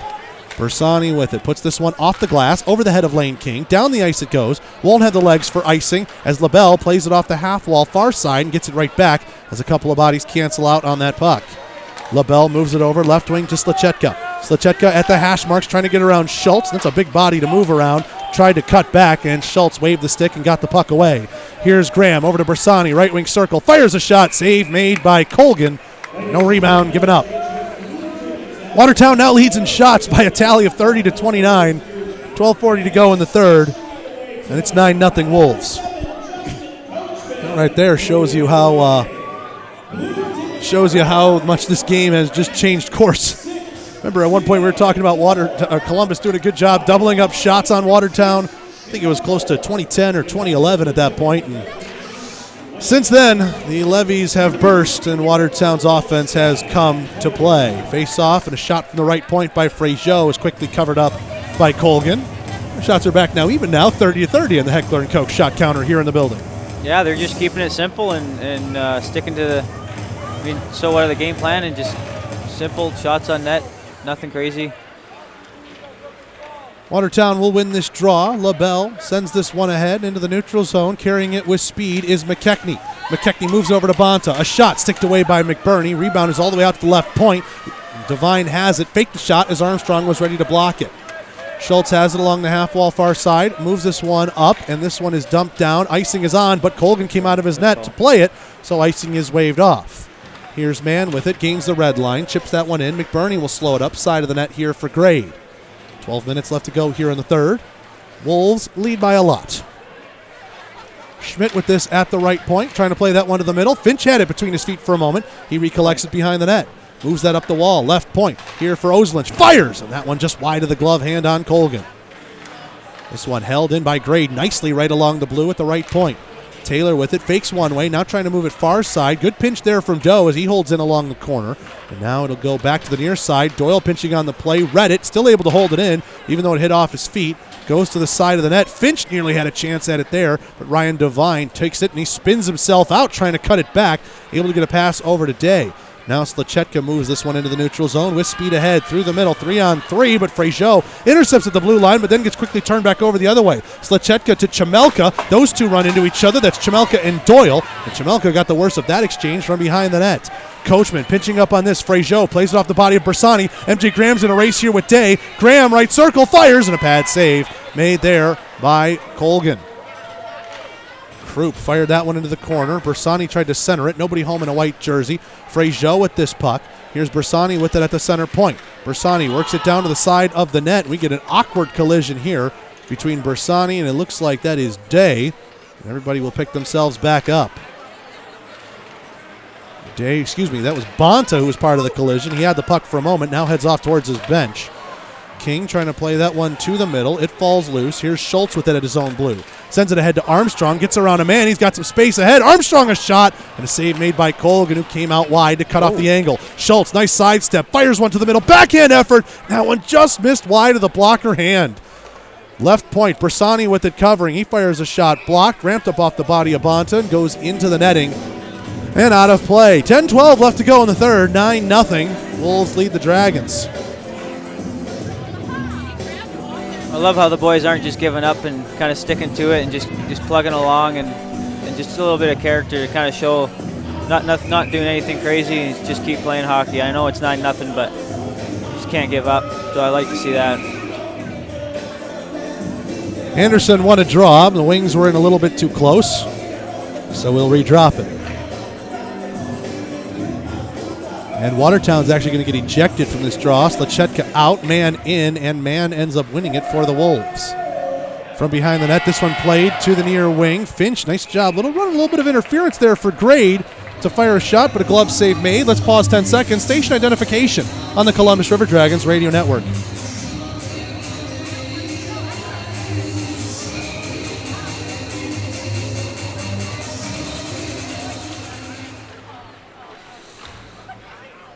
Face-off won by Columbus. Grade from the right point. Fires one. Armstrong got a body on that, just trying to get out of the way. Took all the momentum off it so Colgan could paddle it sideways. Schmidt in a stick battle here. Grade holds in right point. Down to the corner it goes. LaBelle spins it back into that collision and scrum. And Grade just holds it along the red line with the glove hand. Read that one nicely. Slaps it in on net. Save made by Colgan from 80 feet away.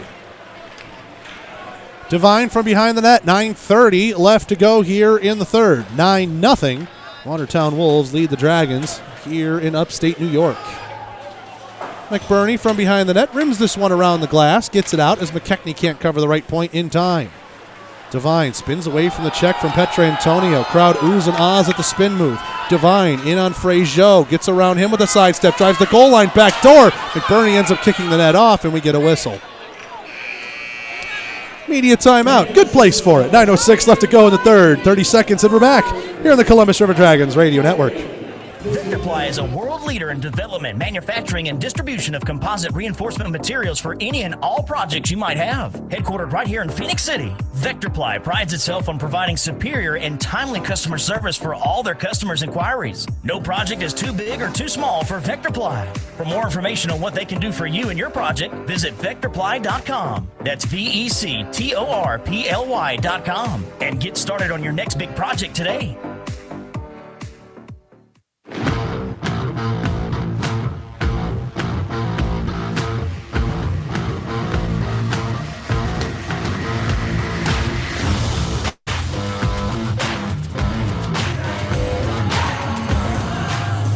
Back here at the Watertown Municipal Ice Arena, 9-0. Wolves lead it. 9:06 left to go in the third.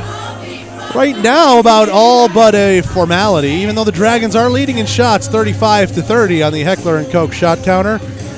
Need a goal a minute at this rate, and that seems to be fine to say when you're down by 2 with about 2 minutes to go, but when you're down by 9, a little bit of a different story there, Jagger? Yeah, a little different, but I mean, the boys, they're trying. Their pucks on net, just simplifying. I love how they're not just folding and giving up. So that's great to see, and just keep plugging along here. And they're coming out. They're really trying to just win this period, playing good defense, actually out shooting Watertown right now for anything that might be worth. Here's Justin Laporte skating this one with a full head of steam. 3-on-3 as he hits the line. Sidesteps Petrantonio. Backdoor play. Good job by Frazier. Read that one and took away the stick of McKechnie just in time. Austin Doe with this far side corner. Sends that one cross ice. Colgan, that's a sporting move right there by Colgan. Comes out and plays it, realizes, hey, just keep this clock moving.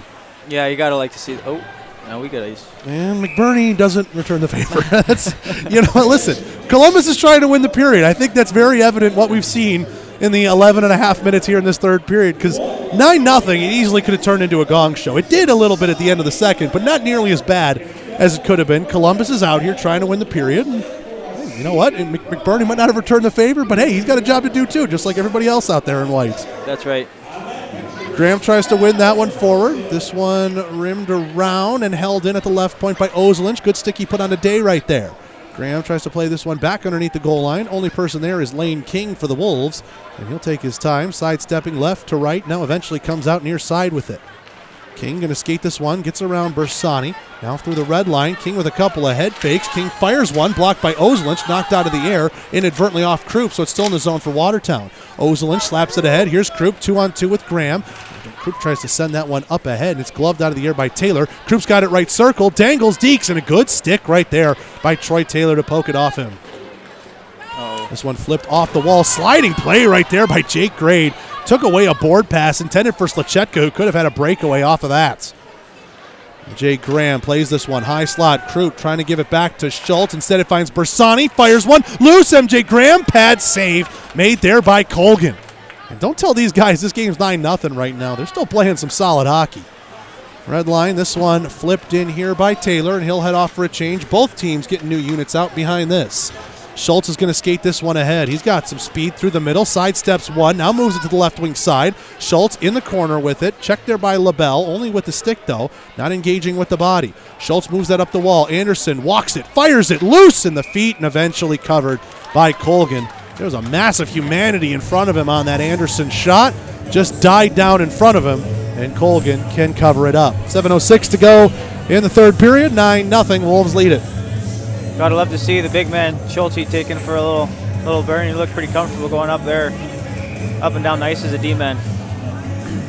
Face-off coming to the right of Colgan. Columbus will win it. Armstrong boxing out his man, that's Bonta. Now it falls loose on the far wall and will be backhanded out towards center by LaBelle. Doyle moves that one ahead for Anderson. That one knocked out of the air. Low stick, say the officials. Bonta and Schmidt run into each other. Now Slachetka can't get around Doyle. This one will just be sent in left wing side as Doyle finishes off his check on Chemelka. Easy for me to say.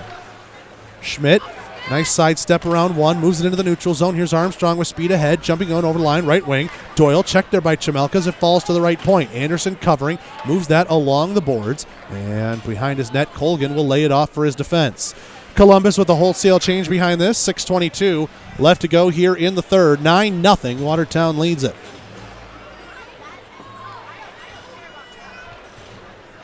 King skates it out from behind his own net. Little give and go with his D partner. Now Troy Taylor actually has it as they're in the middle of finishing that change. McBurney slows it up side of the net, and he'll put it back behind for Ozelinch, who quickly gives it back for Grade.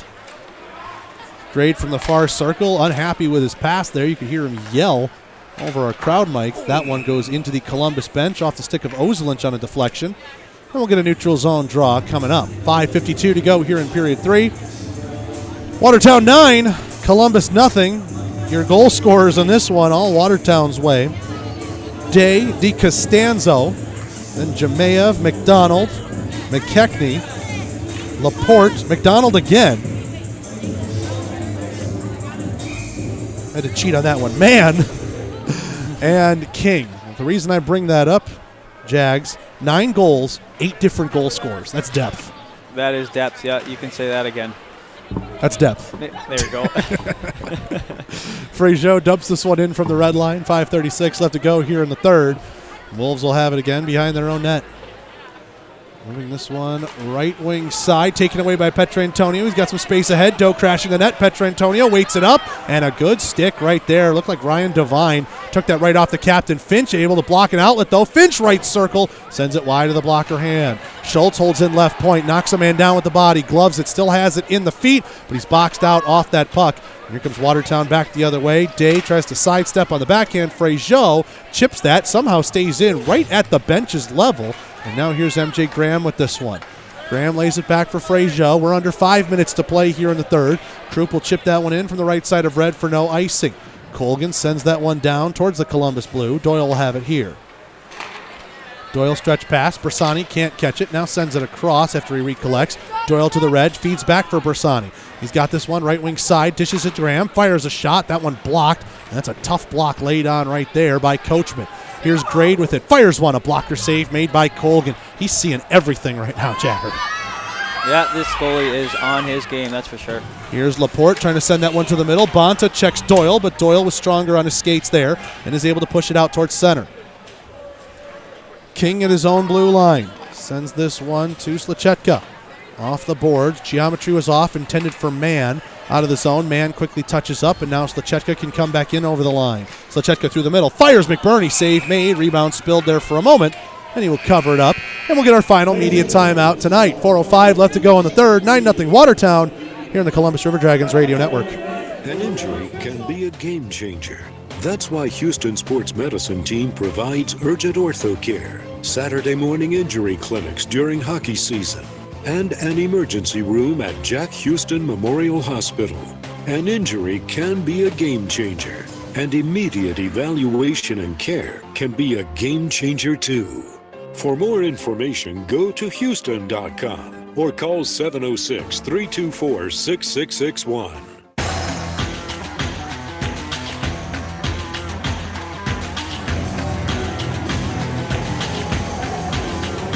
4:05 left to go here in this one, here from Watertown. It's been all Wolves, 9-0. Here looking to finish out their weekend sweep of Columbus. Seems all but a certainty right now. I'm Zach DeBozart, he's Jagger Williamson.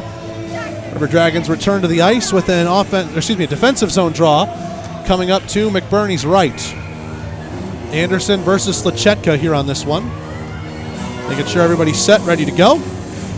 Tied up in the feet. Watertown will win it. Mann has it on the backhand. High slot blocked by Schultz. Schmidt collects this one, sends it across. Here's Armstrong right wing. Armstrong slows it up, now trying to play it down into the corner. And here's Anderson with it now. Anderson on the cycle, moving it to Schmidt. And checked there by King. And Watertown will take possession. Schmidt in a board battle, losing his lid there. It looks like that is Bonta. Bonta will go recollect it, but he'll head off to the bench. Schultz has it at his own blue. Goes through the legs of his own man, Schmidt. He's checked there at between the benches. Now Watertown has it with space ahead. Michael Mann, left wing circle, trying to play that one to the middle. And Petrantonio, good check on Slachetka there to knock it away from him. Schultz from behind the net rims this one around for Frazier near side. 3:10 left to go here in the third. Frazier from the red line rims this one in. Petrantonio on it on the far side wall. Kicks it back behind the net. Waiting for it, Austin Doe. A couple of Wolves get involved on the play, and Ryan Devine will eventually work it away from him. Noah Doyle holds in left point, firing a shot, looking back door, and nobody home.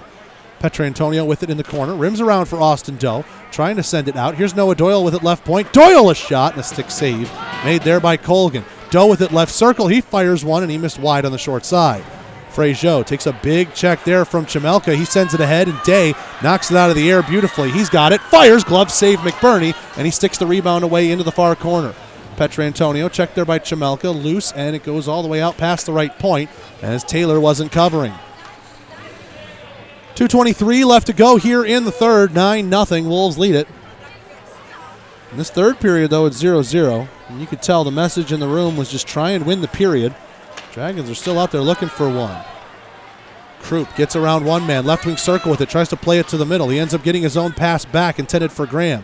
Krupp with it at the center point, now fires one, blocked by Chamelka. Chamelka trying to get around him, but Krupp did a good job holding on the line. Grade left circle, works it down into the corner. MJ Graham off the side of the net, and Colgan with the active stick knocked it away from the slot. 1:50 left to go here in the third. Bersani backhands this one into the zone. Ryan Devine checked there by MJ Graham. Behind the net, Troy Taylor will pick this one up. Graham puts a body onto him as well. Troop comes in on the forecheck. Devine plays it away from him. And now here's Slachetka, checked there by Bersani. Still in the zone for Columbus as Bersani holds in. Bersani, left wing hash marks, bothered there by Mann. He falls to the ice. Puck's underneath him for a moment. Graham goes circle to circle. Couldn't be handled there by Schultz. And this one will be sent out here. Watertown's Michael Mann gets around somebody. Mann looks, fires, pad save. Made there by McBurney. Net came off for a moment. McBurney will hug his post and put that one back on. LaBelle with it from the right point. And then McBurney with a nice shove there on Mann. That's going to draw the ire of the crowd as Columbus dumps this one down. Not enough for icing as it'll be sent away by Colgan. Mercifully, 1 minute left to go here in the third. Now here's Slachetka, left wing circle, stops up, fires, and he just sends it high over the bar. This one rims around. Justin Schmidt has it in his own end, far wall. Sends it over to Doyle, just over his own line. A pass to the Watertown Blue is intercepted, but then quickly taken back by Armstrong, and I guess it's offsides. That puck appeared to stay on the blue, so maybe never actually crossed into the zone. Either way, offsides is the call with 41 seconds left to go here in period 3. 9-0, Watertown leads it. Make for an interesting John Emerald Distilling Coaches Show coming up Tuesday night, 6 to 7 p.m. Here for myself, Jerome Bichard. I don't know who we're going to get as a player guest after this weekend. We'll find somebody, though, and tell you all about this weekend and look ahead to the upcoming games against the Port Huron Prowlers. A 3-3 set that starts up on Thursday in Biloxi, Mississippi, and then Friday and Saturday at the Columbus Civic Center. Tickets available, Civic Center box office or on Ticketmaster. Grade from the red line, chips this one ahead for Armstrong. Has to get away from Schmidt. 15 seconds left to go in the third. Armstrong rims this one around. McKechnie has it in the near side corner. He's looking to just eat up some time. Armstrong comes in with a check there, sends it to the middle. Glove save made. Colgan will drop it off with 3 seconds left. It rims around, goes off the stick of Grade, and that will end it. Well, thankfully, it doesn't turn into a gong show. But Watertown did enough of damage in the first 40 minutes. They didn't need any goals in the third. 9-0. Wolves win this one, and they go and celebrate around a very happy Brandon Colgan. Well, Jagger, we know we got to let you go here, get back with the team, and obviously we're going to get loaded up on the bus here soon. Thanks for coming into the game. It was good to have you on. Obviously didn't go the way we wanted. Some thoughts from you before we say goodbye to you. Yeah, I mean, I think that 10-12 minutes in that end of the second period, I mean, really killed us. You take that away and so what, 2-0 game, and you never know. So, I mean, we'll lick our wounds, we'll watch some tape, and forget about this and just move on. So we'll get home safe and good week of practice, and we'll be better next weekend. Well said. Thank you so much for your time, Jags. A pleasure to have you in the booth. We'd like to see you on the ice out there a little bit more, though. Not by much, though. It was fun to have you here. Right on. Thanks again, Zach. That was fun commenting with you. It was. All right, let's take a break. When we come back, Chad Abruzzi postgame show is up next on the Columbus River Dragons Radio Network.